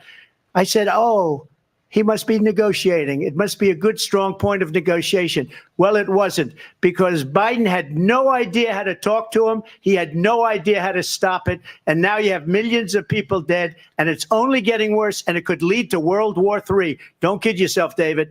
We're playing with World War III, and we have a president that we don't even know if where is our president? We don't even know if he's a president. And just to clarify they threw him out of a campaign like a dog. We don't even know. Is he our president? But we have a president, Mr. President, that doesn't know he's alive. Your time is up. Just to clarify in the question, do you believe it's in the U.S. best interest for Ukraine to win this war, yes or no? I think it's the U.S. best interest to get this war finished and just get it done. All right. Negotiate a deal, because we have to stop all of these human lives from being destroyed. I want to take this to Vice President Harris. I want to get your thoughts on support for Ukraine in this moment, but also as Commander-in-Chief, if elected, how would you deal with Vladimir Putin, and would it be any different from what we're seeing from President Biden? Well, first of all, it's important to remind the former president, you're not running against Joe Biden, you're running against me. I believe the reason that Donald Trump says that this war would be over within 24 hours is because he would just give it up. And that's not who we are as Americans. Let's understand what happened here.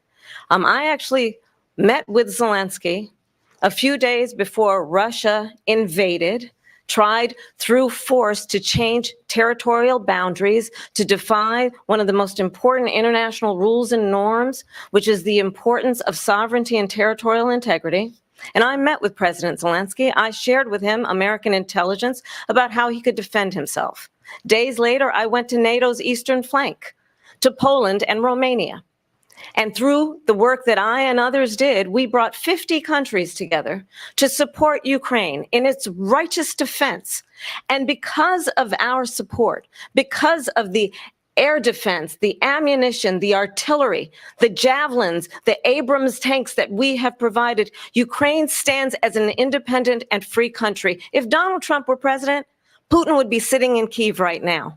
And understand what that would mean, because Putin's agenda is not just about Ukraine.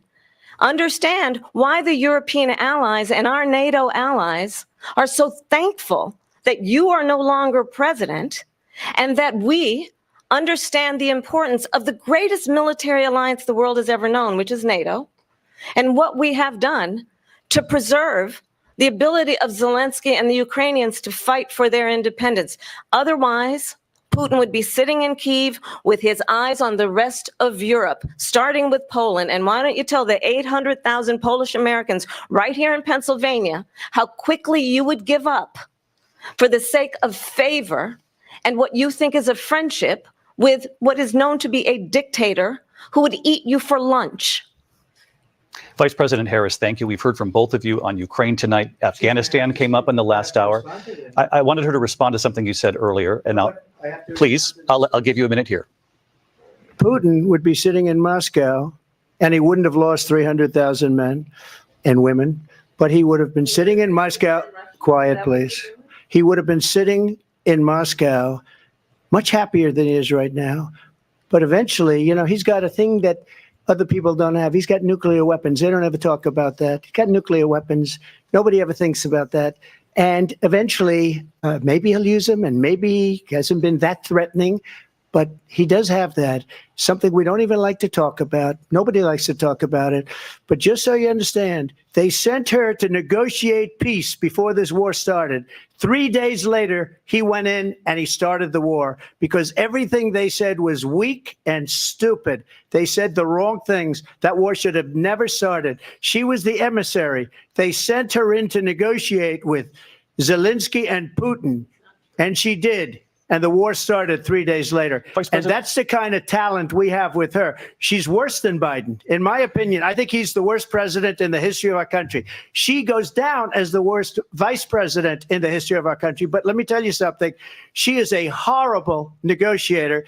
They sent her in to negotiate. As soon as they left, Putin did the invasion. President Trump, thank you. You did bring up something. You said she went to negotiate with Vladimir Putin. Vice President Harris, have you ever met Vladimir Putin? Can you clarify tonight? Yet again, I said it at the beginning of this debate, you're going to hear a bunch of lies coming from this fellow. And that is another one. When I went to meet with President Zelensky, I've now met with him over 5 times. The reality is it has been about standing as America always should, as a leader upholding international rules and norms, as a leader who shows strength, understanding that the alliances we have around the world are dependent on our ability to look out for our friends and not favor our enemies because you adore strongmen instead of caring about democracy. And that is very much what is at stake here. The President of the United States is commander-in-chief.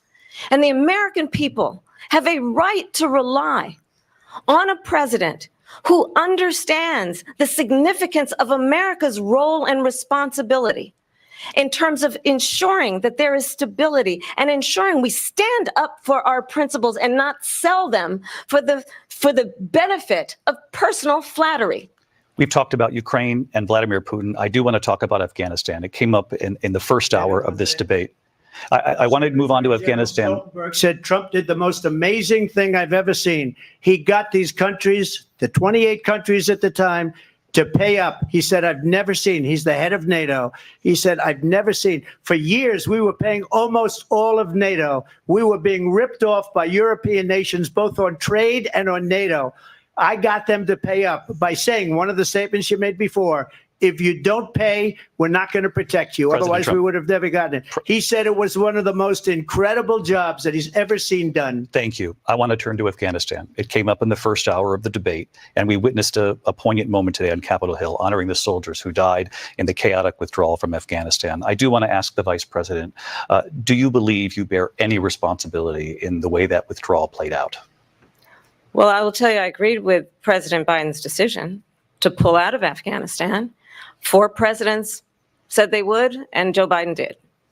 And as a result, America's taxpayers are not paying the $300 million a day we were paying for that endless war. And as of today, there is not one member of the United States military who is in active duty in a combat zone in any war zone around the world, the first time this century. But let's understand how we got to where we are.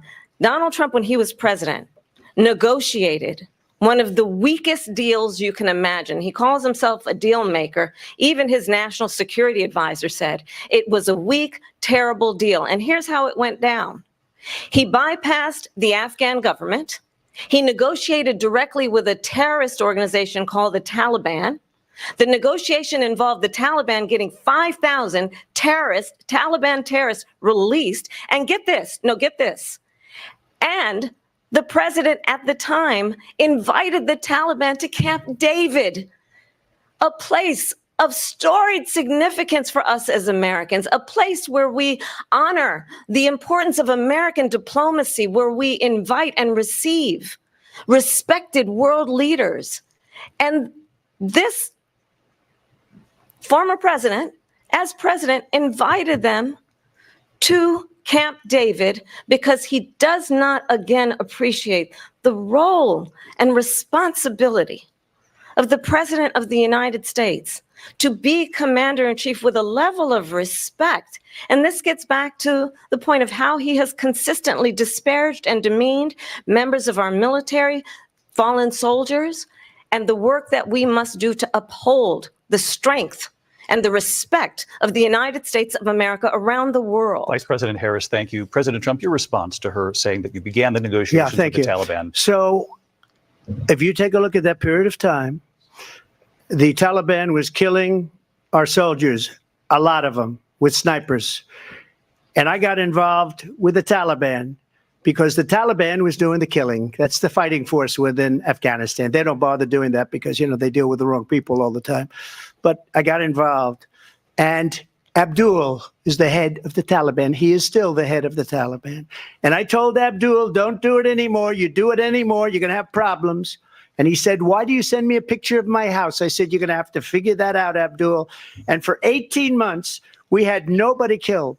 We did have an agreement negotiated by Mike Pompeo. It was a very good agreement. The reason it was good, we were getting out. We would have been out faster than them, but we wouldn't have lost the soldiers. We wouldn't have left many Americans behind, and we wouldn't have left $85 billion worth of brand new, beautiful military equipment behind. And just to finish, they blew it.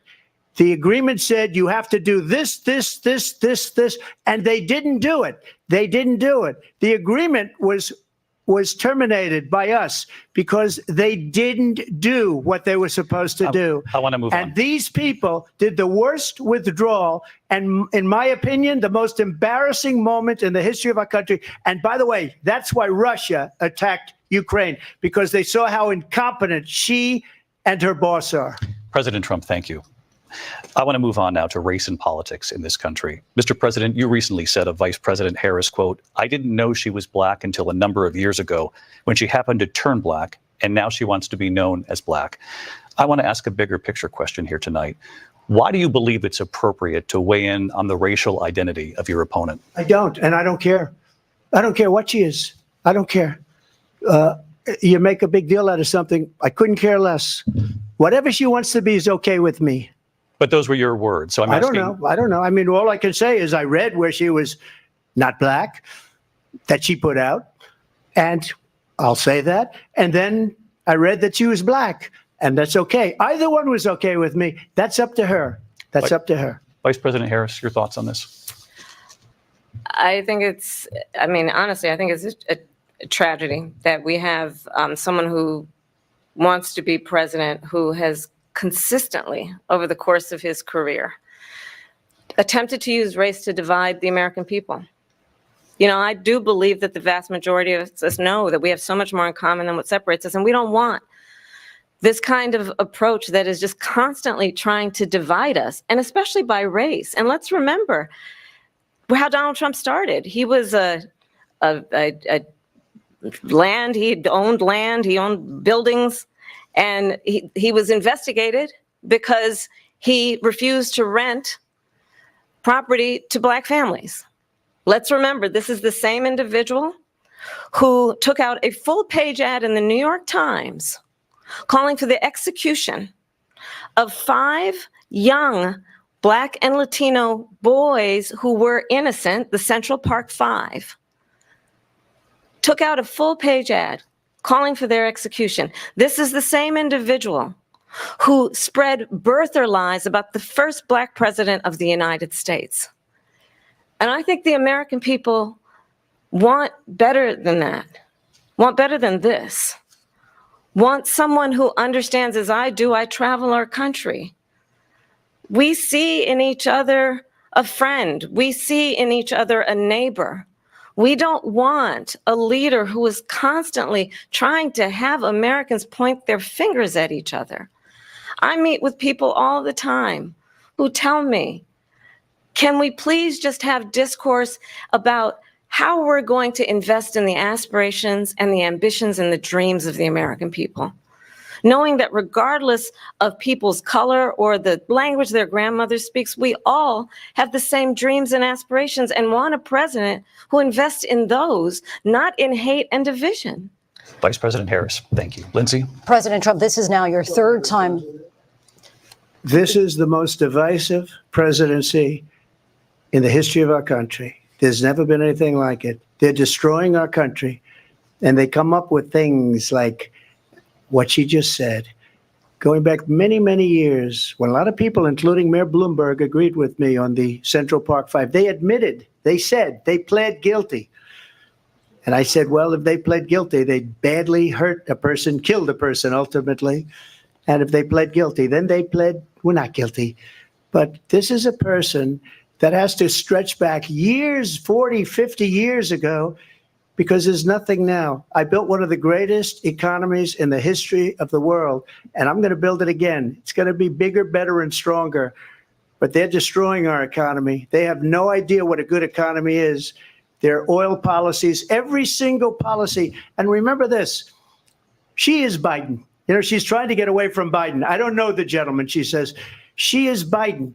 The worst inflation we've ever had, a horrible economy because inflation has made it so bad, and she can't get away with that. Thank you. Your time is up. I want to respond to that, though. I want to just respond briefly.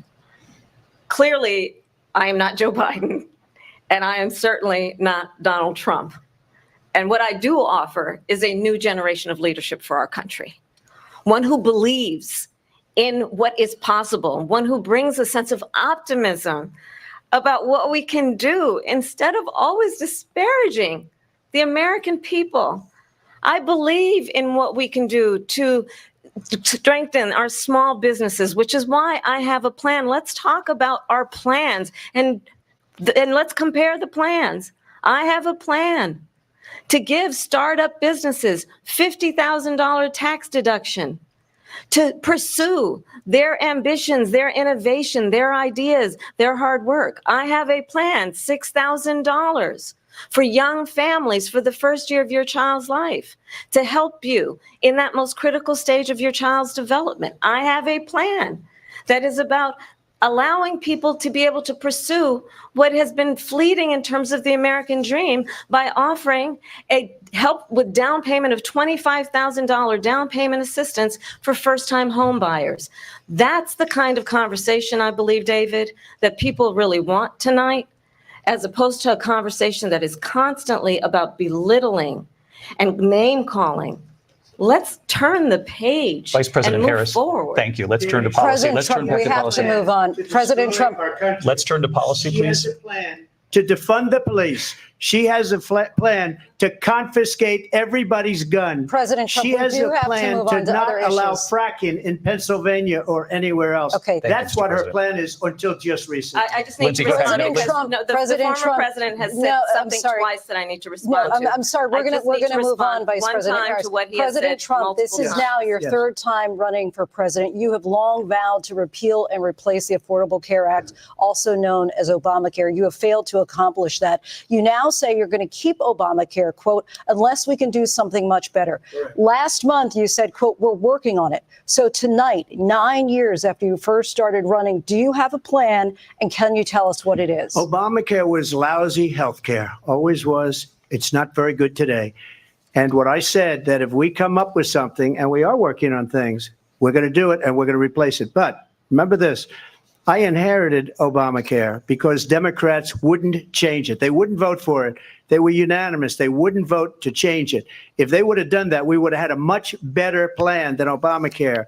But the Democrats came up. They wouldn't vote for it. I had a choice to make when I was president. Do I save it and make it as good as it can be, never going to be great, or do I let it rot?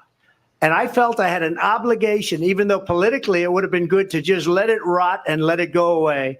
I decided, and I told my people, the top people, and they're very good people. I have a lot of good people in that administration.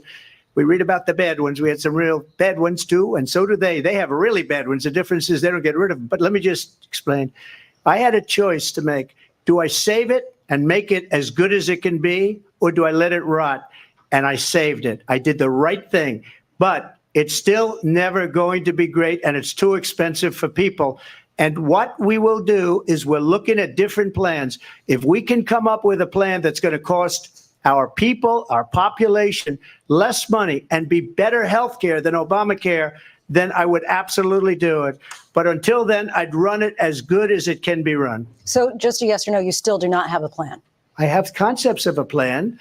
I'm not president right now. But if we come up with something. I would only change it if we come up with something that's better and less expensive. And there are concepts and options we have to do that. And you'll be hearing about it in the not too distant future. Vice President Harris, in 2017, you supported Bernie Sanders' proposal to do away with private insurance and create a government-run healthcare system. 2 years later, you proposed a plan that included a private insurance option. What is your plan today? Well, first of all, I absolutely support, and over the last 4 years as vice president, private healthcare options. But what we need to do is maintain and grow the Affordable Care Act. But I'll get to that, Lindsay. I just need to respond to a previous point that the former president has made. I've made very clear my position on fracking. And then this business about taking everyone's guns away. Tim Walz and I are both gun owners. We're not taking anybody's guns away. So stop with the continuous lying about this stuff. As it relates to the Affordable Care Act, understand, just look at the history to know where people stand. When Donald Trump was president, 60 times he tried to get rid of the Affordable Care Act. 60 times. I was a senator at the time when I will never forget the early morning hours when it was up for a vote in the United States Senate. And the late, great John McCain, who you have disparaged as being, you don't like him, you said at the time, because he got caught. He was an American hero. The late, great John McCain, I will never forget that night, walked onto the Senate floor and said, no, you don't. No, you don't. No, you don't get rid of the Affordable Care Act. You have no plan. And what the Affordable Care Act has done is eliminate the ability of insurance companies to deny people with pre-existing conditions. I don't have to tell the people watching tonight, you remember what that was like? Remember when an insurance company could deny if a child had asthma, if someone was a breast cancer survivor, if a grandparent had diabetes? And thankfully, as I've been vice president and we over the last 4 years have strengthened the Affordable Care Act, we have allowed for the first time Medicare to negotiate drug prices on behalf of you, the American people. Donald Trump said he was going to allow Medicare to negotiate drug prices. He never did. We did. And now we have capped the cost of insulin at $35 a month. Since I've been vice president, we have capped the cost of prescription medication for seniors at $2,000 a year. And when I am president, we will do that for all people, understanding that the value I bring to this is that access to health care should be a right and not just a privilege of those who can afford it. And the plan has to be to strengthen the Affordable Care Act, not get rid of it. Vice President Harris, thank you. In terms of where Donald Trump stands on that. I want to move to an issue that's important for a lot of... You made a mistake. At number one, John McCain fought Obamacare for 10 years. But it wasn't only him. It were all of the Democrats that kept it going. And you know what? We can do much better than Obamacare, much less money. But she won't improve private insurance for people, private medical insurance. That's another thing she doesn't want to get. People are paying privately for insurance that have worked hard and made money, and they want to have private. She wants everybody to be on government insurance where you wait 6 months for an operation that you need immediately. President Trump, thank you. We have another issue that we'd like to get to that's important for a number of Americans, in particular younger voters, and that's climate change. President Trump, with regard to the environment, you say that we have to have clean air and clean water. Vice President Harris, you call climate change an existential threat. The question to you both tonight is, what would you do to fight climate change? And Vice President Harris, we'll start with you. 1 minute for you each. Well, the former president had said that climate change is a hoax. And what we know is that it is very real. You ask anyone who lives in a state who has experienced these extreme weather occurrences, who now is either being denied home insurance or it's being jacked up. You ask anybody who has been the victim of what that means in terms of losing their home, having nowhere to go. We know that we can actually deal with this issue. The young people of America care deeply about this issue. And I am proud that as vice president over the last 4 years, we have invested $1 trillion in a clean energy economy, while we have also increased domestic gas production to historic levels. We have created over 800,000 new manufacturing jobs while I have been vice president. We have invested in clean energy to the point that we are opening up factories around the world. Donald Trump said he was going to create manufacturing jobs. He lost manufacturing jobs. And I'm also proud to have the endorsement of the United Auto Workers and Sean Fain, who also know that part of building a clean energy economy includes investing in American-made products, American automobiles. It includes growing what we can do around American manufacturing and opening up auto plants, not closing them like happened under Donald Trump. Vice President Harris, thank you. That didn't happen under Donald Trump. Let me just tell you, they lost 10,000 manufacturing jobs this last month. It's going, they're all leaving. They're building big auto plants in Mexico, in many cases owned by China. They're building these massive plants, and they think they're going to sell their cars into the United States because of these people.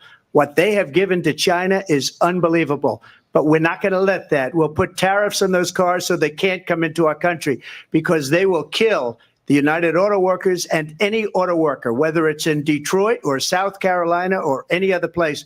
What they've done to business and manufacturing in this country is horrible. We have nothing because they refuse. You know, Biden doesn't go after people because supposedly China paid him millions of dollars. He's afraid to do it. Between him and his son, they get all this money from Ukraine. They get all this money from all of these different countries. And then you wonder, why is he so loyal to this one, that one, Ukraine, China? Why is he? Why did he get $3.5 million from the mayor of Moscow's wife? Why did she pay him $3.5 million? This is a crooked administration, and they're selling our country down the tubes. President Trump, thank you. Thank you. We'll be right back with closing statements from both of our candidates. An historic night, this ABC News presidential debate from Philadelphia. Back in a moment. You're watching the CramerSez Project. Global news with local views. From the halls of Congress Across the nation. and around the globe. You're getting the latest news and conservative views. You're watching the CramerSez Project. Global news with local views. CramerSez returns after this message from our partners.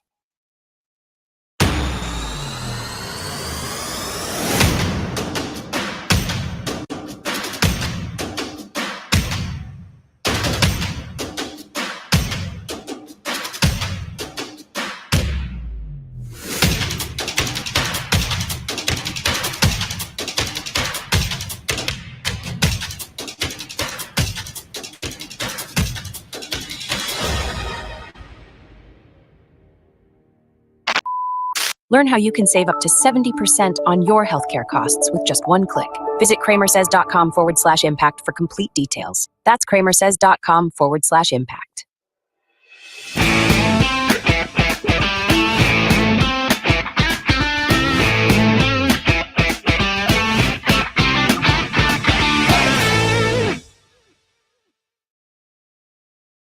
What is Impact Health Sharing? Impact Health Sharing isn't insurance. It's a modern, affordable alternative to traditional health insurance, offering significant cost savings. Most members save 30 to 50% on healthcare costs. With Impact Health Sharing, you enjoy the freedom to choose any doctor without in-network restrictions. With an easy, hassle-free enrollment process. Plus, access telemedicine 24/7 with $0 provider fees. Call 844-827-2637 to learn how you can save 30, 40, even up to 50% on your healthcare costs. The CramerSez Project is back. With global news and local views. You're watching the CramerSez Project.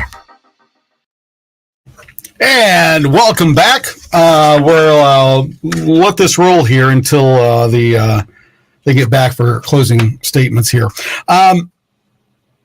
Didn't Kamala say that in 2020 that her plan would include getting rid of all the AR-15s? Isn't that what she said? And hasn't Tim Walz done the same thing in the state of Minnesota? And isn't that the kind of the core of what Democrats have been after the last few years are guns? That's been one of the major things that they're wanting to take away from you. And she says, no, I'm not doing that. That's not what I have planned. Although that's exactly what she said she was going to do. She's saying that I own guns, Tim Walz owned guns, we're not coming for your guns. Well, maybe not the handguns right now, but you definitely want those AR-15s. We know because you said you wanted that. You got Dingbat down in Texas saying that he's going to come round them all up. And what was Kamala's plan? I think it's interesting, is that when you ask her about her economic plan, she's got a hard time getting through it. She's going to spend a lot of money. She's going to take a lot of government resources, which are tax dollars, which means they're going to have to strip the coffers bare. That's why they've got all the IRS agents. That's why they want to increase tax. They want to get more of what you've got. They want to make sure that they're not missing a fucking dime. I think it's interesting. We've got a Congressman, Menendez, who's in trouble for taking bribes and so on. Congress mandated that American citizens through the banking system have to, they get down granular to as little as transactions at the $600 level. Drug dealers aren't dealing at the $600 level. Trafficking isn't dealing at the $600 level. What is? Your daily life. And that's why they want to know everything about it. They cannot help themselves. They want to control everything you do, say, hear, touch, smell, eat, breathe, drink, everything. They've told you exactly who they are. They've told you time and time and time again that they're these people, and you don't think that they are. Well, I can tell you that they are. We're going to go back to the show here. Let's see here. Let's go ahead and bring up the... let me get out of this here. Let's bring this back up. Here we go. This is closing statements here. So I think you've heard tonight two very different visions for our country. One that is focused on the future, and the other that is focused on the past, and an attempt to take us backward. But we're not going back. And I do believe that the American people know we all have so much more in common than what separates us. And we can chart a new way forward. And a vision of that includes having a plan, understanding the aspirations, the dreams, the hopes, the ambition of the American people, which is why I intend to create an opportunity economy, investing in small businesses, in new families, in what we can do around protecting seniors, what we can do that is about giving hardworking folks a break and bringing down the cost of living. I believe in what we can do together that is about sustaining America's standing in the world and ensuring that we have the respect that we so rightly deserve, including respecting our military and ensuring we have the most lethal fighting force in the world. I will be a president that will protect our fundamental rights and freedoms, including the right of a woman to make decisions about her own body and not have her government tell her what to do. I'll tell you, I started my career as a prosecutor. I was a DA, I was an attorney general, a United States senator, and now vice president. I've only had one client, the people. And I'll tell you, as a prosecutor, I never asked a victim or a witness, are you a Republican or a Democrat? The only thing I ever asked them, are you okay? And that's the kind of president we need right now. Someone who cares about you and is not putting themselves first. I intend to be a president for all Americans and focus on what we can do over the next 10 and 20 years to build back up our country by investing right now in you, the American people. Vice President Harris, thank you. President Trump? So she just started by saying she's going to do this, she's going to do that, she's going to do all these wonderful things. Why hasn't she done it? She's been there for 3.5 years. They've had 3.5 years to fix the border. They've had 3.5 years to create jobs and all the things we talked about. Why hasn't she done it? She should leave right now, go down to that beautiful White House, go to the Capitol, get everyone together and do the things you want to do, but you haven't done it and you won't do it because you believe in things that the American people don't believe in. You believe in things like we're not going to frack. We're not going to take fossil fuel. We're not going to do things that are going to make this country strong, whether you like it or not. Germany tried that, and within 1 year, they were back to building normal energy plants. We're not ready for it. We can't sacrifice our country for the sake of bad vision. But I just ask one simple question. Why didn't she do it? We're a failing nation. We're a nation that's in serious decline. We're being laughed at all over the world. All over the world, they're laughed. I know the leaders very well. They're coming to see me. They call me. We're laughed at all over the world. They don't understand what happened to us as a nation. We're not a leader. We don't have any idea what's going on. We have wars going on in the Middle East. We have wars going on with Russia and Ukraine. We're going to end up in a third world war, and it'll be a war like no other because of nuclear weapons, the power of weaponry. I rebuilt our entire military. She gave a lot of it away to the Taliban. She gave it to Afghanistan. What these people have done to our country, and maybe toughest of all, is allowing millions of people to come into our country. Many of them are criminals, and they're destroying our country. The worst president, the worst vice president in the history of our country. President Trump, thank you. And that is our ABC News presidential debate from here in Philadelphia at the National Constitution Center. I'm Lindsay Davis. And I'm David Muir. Thank you for watching here in the U.S. and all over the world, and from all of us here at ABC News. Good night. You're watching the CramerSez Project. Global news with local views. From the halls of Congress Across the nation. and around the globe. You're getting the latest news and conservative views. You're watching the CramerSez Project. Global news with local views. CramerSez returns after this message from our partners. America's political prisoners need our help.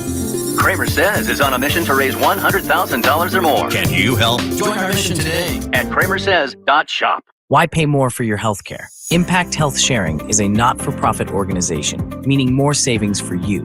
Most members save 30 to 50% on their healthcare costs compared to traditional insurance. Enjoy affordable healthcare without the high costs. Call 844-827-2637 to learn more about how you can save 30, 40, even up to 50% on your healthcare costs. Impact Health Sharing isn't insurance. It's affordable healthcare. Call now, 844-827-2637.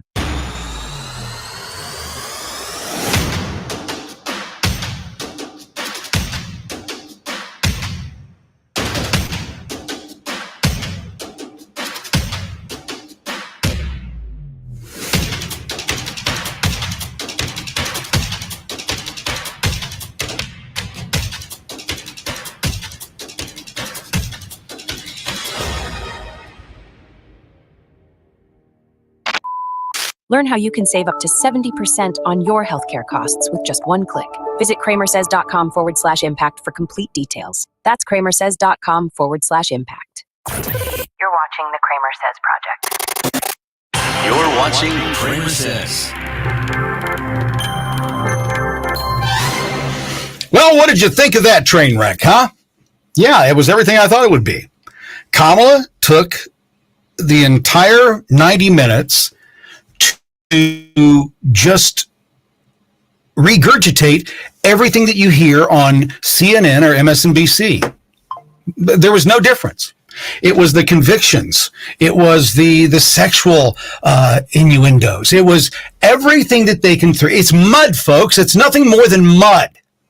No different than saying he has cooties. Trump was right.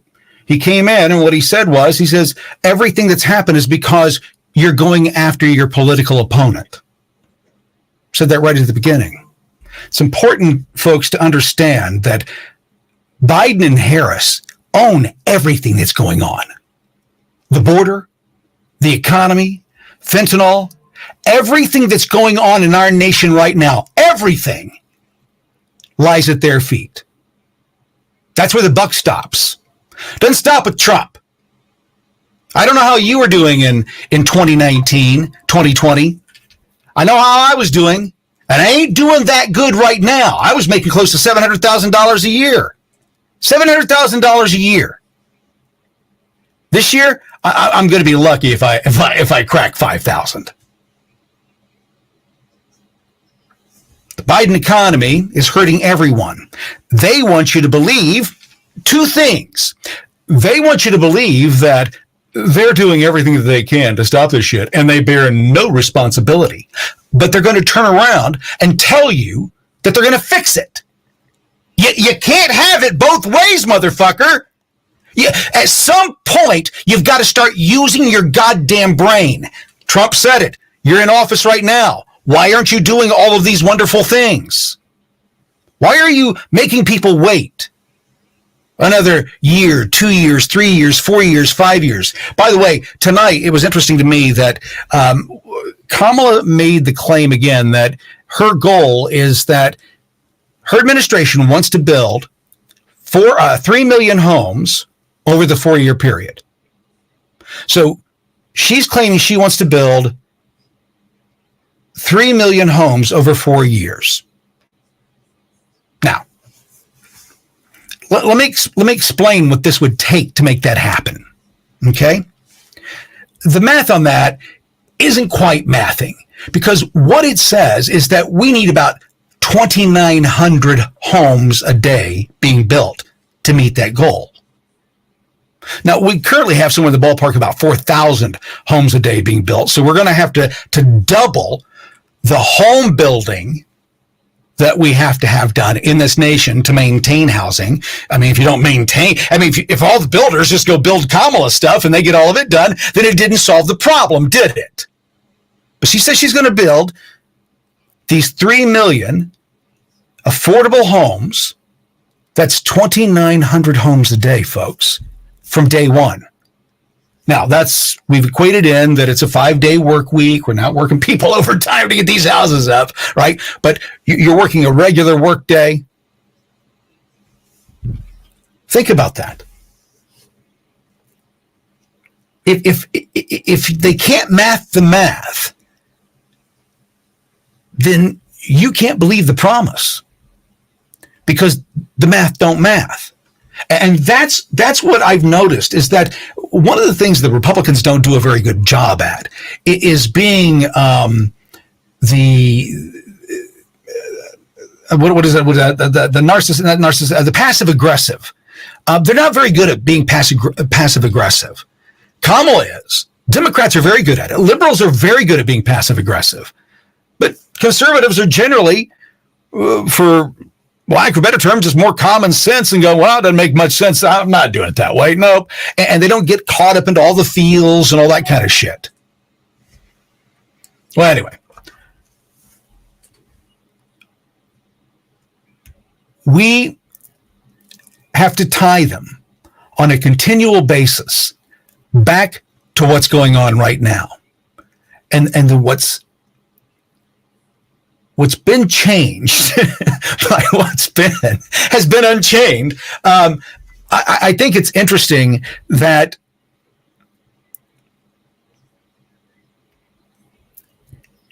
Trump came out punching and called Kamala a Marxist right out of the gate. Nobody addressed it. Now, I'm almost 60 years old, but I can guarantee you that back in the day, if someone had called a Democrat a Marxist on a debate stage, they would have lost their fucking minds. I'm not a Marxist. I'm not one of those commie pinko bastards. That was me emulating my grandfather. He liked to use that. Commie pinko bastards. Democrats hated the commies. Hated them. Now they're one and the same. Because Khrushchev was right. He didn't have to bomb us. He didn't have to take America over and fight a big war. No, all they had to do was spend some time and elevate two kinds of people: the useful idiots and those who are capable of doing whatever needs to be done. Those are the kind of people. Those are the two kinds of people that get promoted.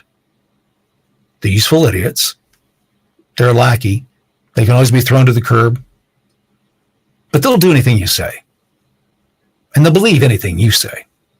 So, and then you got the other person. And that's where Kamala's not a useful idiot. No, she's one of the truly evil people. And I don't say that about many people. I think Joe's stupid. I don't think he's evil. I think he hangs with some evil dudes. I think his son, I've had the opportunity to look at his laptop. He's done some evil shit himself. But I don't think Joe is. I think that Kamala is, and you can see it in her eyes tonight. The over dramatization of the head tilt and the all of it. Theatrics for the useful idiots in the crowd. Because you see, this whole thing is a pyramid system. The top people need their fucking lackeys, just like those lackeys need their own lackeys. And that's what we've seen. There's this demagoguery that goes through this entire group of people, their mentality. They think that just because they want it, it has to be, it must be, or somehow you're infringing on their rights. And then when things go south, what do? They blame you. They want complete control. Everything. Give me everything. We want to know how much money you're making. We want to know how far you're going. We're going to tell you what kind of gases that you have to use to cook with. We're going to tell you what kind of equipment you have to use in your kitchen. We're going to tell you what kind of furnace you have to have. We're going to tell you what kind of car you have to have. In California, we're going to tell you what kind of lawnmower you have to have. That's what this is all about. Folks, it's in plain sight. Everybody can see it. If you don't see what they're doing, then you've already lost. And there's nothing that anybody can do to save you. We've got 56 days, folks, 56 days.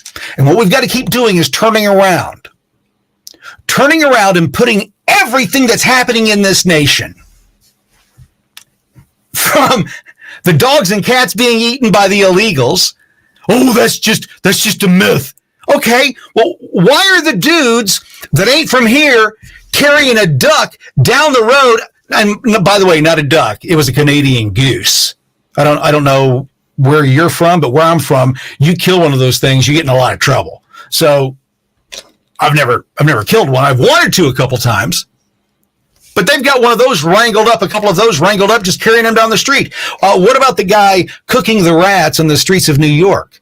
That's been 3-4 months ago. So this whole thing that the Democrats want to believe that America isn't falling down as it's burning and crumbling, they're free to do that.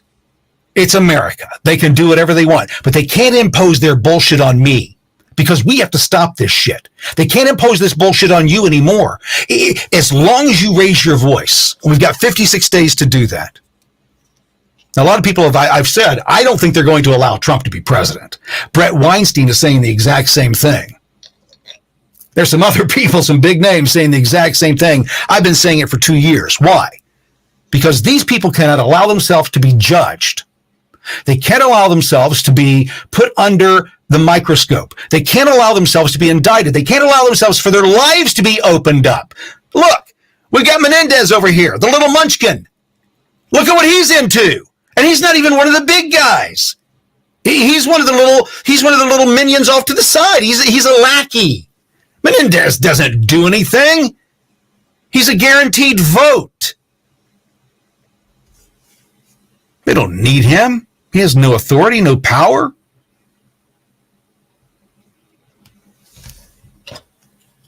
"56 days to fix everything in this nation, or at least try to get us on the right path."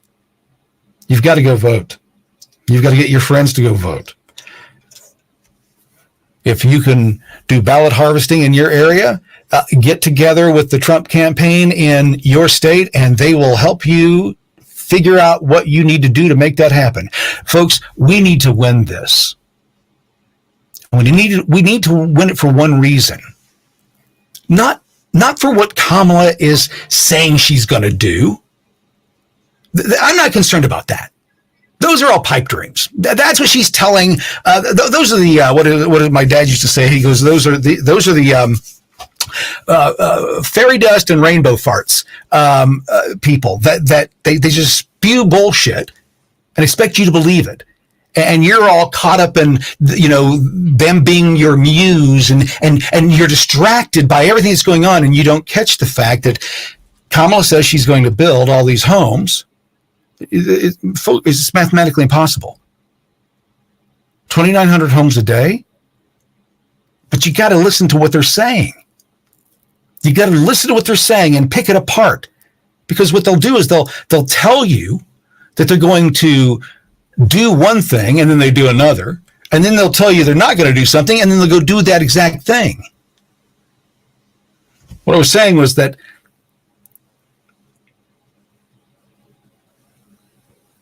I'm not worried about what they're saying they're going to do.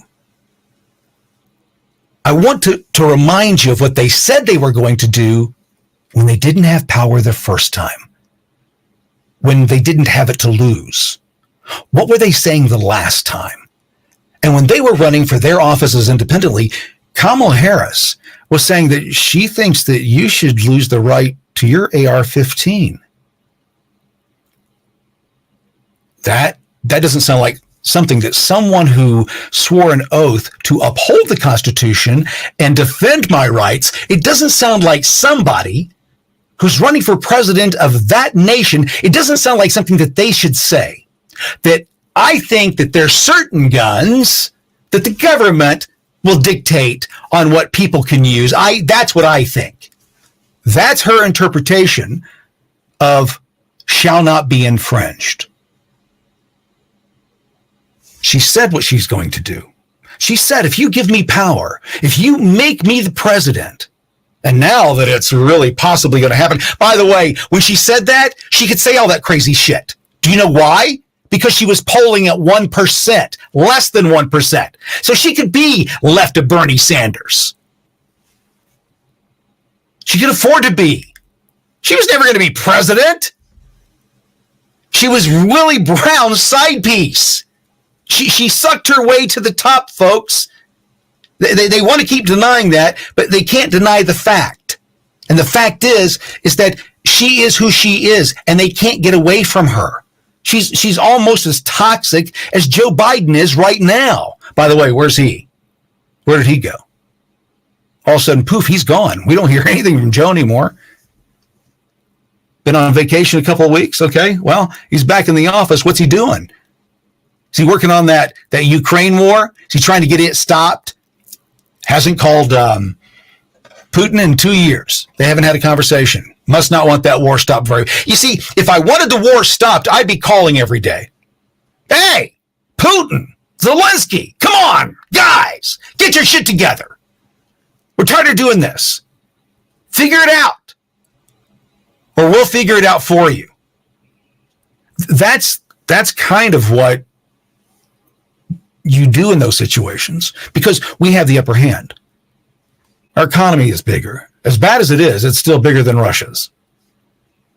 I think Russia's economy is only about the size of the economy of Texas, I think. I think California actually generates more revenue. I think it's one or the other. I can't remember that. Folks, we've got 56 days to address what's going on. As I've been saying, it's not what they say they're going to do. It's what they said they were going to do. That's what I'm concerned with. Suddenly she's not going to frack, or she's not going to stop fracking. She wanted to in 2020. Well, why doesn't she want to do it now? What changed her mind? She's still the same person. She still has the same beliefs, but she's changed her mind. Well, why? Well, because, trust me, bro, I ain't going to take your guns. I ain't going to stop you from fracking. You want to frack in Pennsylvania? Frack away. Frack yourself off. That's what she wants you to believe. Here's the problem. Then she turns around and says, here recently, Kamala said that Elon Musk must be dealt with. Okay, so far, she's gone after your Second Amendment rights, and she said that she believes that the government has the right to tell you what kind of guns you can own, if you can own guns at all. It's debatable. Nothing in the Constitution is absolute, except for one thing: shall not be infringed is absolute. That's what absolute means. Shall not be infringed. That's a fancy way of saying don't fuck with this one. And they continue to want to fuck with our rights. And they're not shy about it. You see, the reason they're not shy about it, and you should take them seriously, is because what they're doing is they're building their gang. That's what they're doing. When they say, these are the things that we stand for, and these are the things that they're doing against you, they're building their base. That's how they do it. It's always the other person over there hates you. They dislike you. They can't stand you because of where you came from or what religion you are or your sex or your sexual orientation or your race. They just don't like you. That's what they do. They play the mean girl game. The mean girl game on the on the playground where the mean girl, new girl comes in. She's got, fancy shoes. I don't know what she's wearing. Anyway, she comes in and the old girl doesn't like her. She's been the queen bee for a long time. And this new one, man, she's a hottie and she's coming in and everybody's liking her. And she's going, I don't like this shit. And I got to put a stop to it now. That's what they're doing right now, folks. They're doing the exact same thing. Not just to Trump, but to us as well. What did Nancy Pelosi say? 30% of us. 30%. 3 in 10 are racist, xenophobic, homophobic, irredeemable. They keep telling you what they think of you to your face. When powerful people tell you what they think of you to your face, folks, you should believe them. We'll be right back after this. Preventive care and mental health are essential. Impact Health Sharing offers annual wellness visits and mental health support. Take care of your body and mind with affordable healthcare solutions from Impact Health Sharing. Experience comprehensive care for your overall well-being, mind, body, and soul. Call 844-827-2637 now to learn more about how you can save 30, 40, even up to 50% on your healthcare costs. Impact Health Sharing isn't insurance. It's affordable healthcare. Call now. America's political prisoners need our help. CramerSez is on a mission to raise $100,000 or more. Can you help? Join our mission today at CramerSez.shop. Introducing Tusk. With Tusk, you get uncensored news and secure browsing. All while protecting your privacy. Choose the news you trust and take control of your internet. Join the free speech revolution with Tusk. Download Tusk today at tuskbrowser.com. You're watching the CramerSez Project. You're watching the CramerSez Project. You're watching the CramerSez Project. You're watching CramerSez. Well, we've got it under our belt. We've been anticipating this debate. We'll see what the pundits think. I think it was more of the same. It was nothing more than her stump speech. The questions were slanted. The questions that they asked Kamala directly, she didn't answer. Trump didn't answer the question on whether he would veto a national abortion ban. Which I found was interesting, given his stance. So, because he's been very clear. Jim Reichert. Jim, I'll call you back. It's extremely likely that, I lost my train of thought there. Sorry about that. I was expecting that phone call. Well, let me wrap up by saying this. We've got 56 days. 56 days. Tomorrow, you got 56 days on. Folks, right now is a time that you've got to make a determination in your mind what's the most important thing to you. As I said tonight, this election is about one thing and one thing only. And if you don't realize it, you're in trouble. I do know where I was going, by the way. I got back to that. if you don't know that, you're in trouble. And the reason I say that is because Kamala just the other day, after saying the crazy shit in 2020, we want to take your AR-15s, right? All of that. The other day, she said that Elon Musk should be dealt with and that Twitter should be dismantled. Remind me again what Elon Musk did. Remind me again what he's offering on the platform. Is it child porn? It's not. Is it harm of some sort? No, it's not. Is it pornographic? No. Nope. Is it dishonest? Well, could be. You can have people on there that lie. Politicians. They're the only ones that can lie. But the fact that Kamala says that he must be dealt with and X must be dismantled so that we can get a handle on this misinformation, disinformation, it's so dangerous to our national security.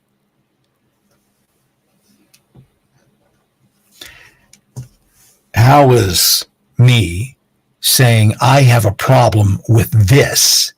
How is that a problem for national security? Unless what you're saying is you don't really love the democracy that you're always bitching and moaning and groaning about. You want what your buddies in China and Russia have had for years. Because it's clear by what you're laying out, these are the rules. And when Mao did it in China, when they went through and there was the revolution of the youth, guess what they utilized? Yeah, all the Marxist bullshit that happened in Russia as well. We got to get rid of the old shit. Got to get the new shit in here. Old shit. You kept hearing Kamala say it tonight. His tired old plan. His tired old plan, I was making $700K a year. Fuck you, bitch. Your plan, I'm going to cut, maybe break 5,000 this year. 700K, 5,000.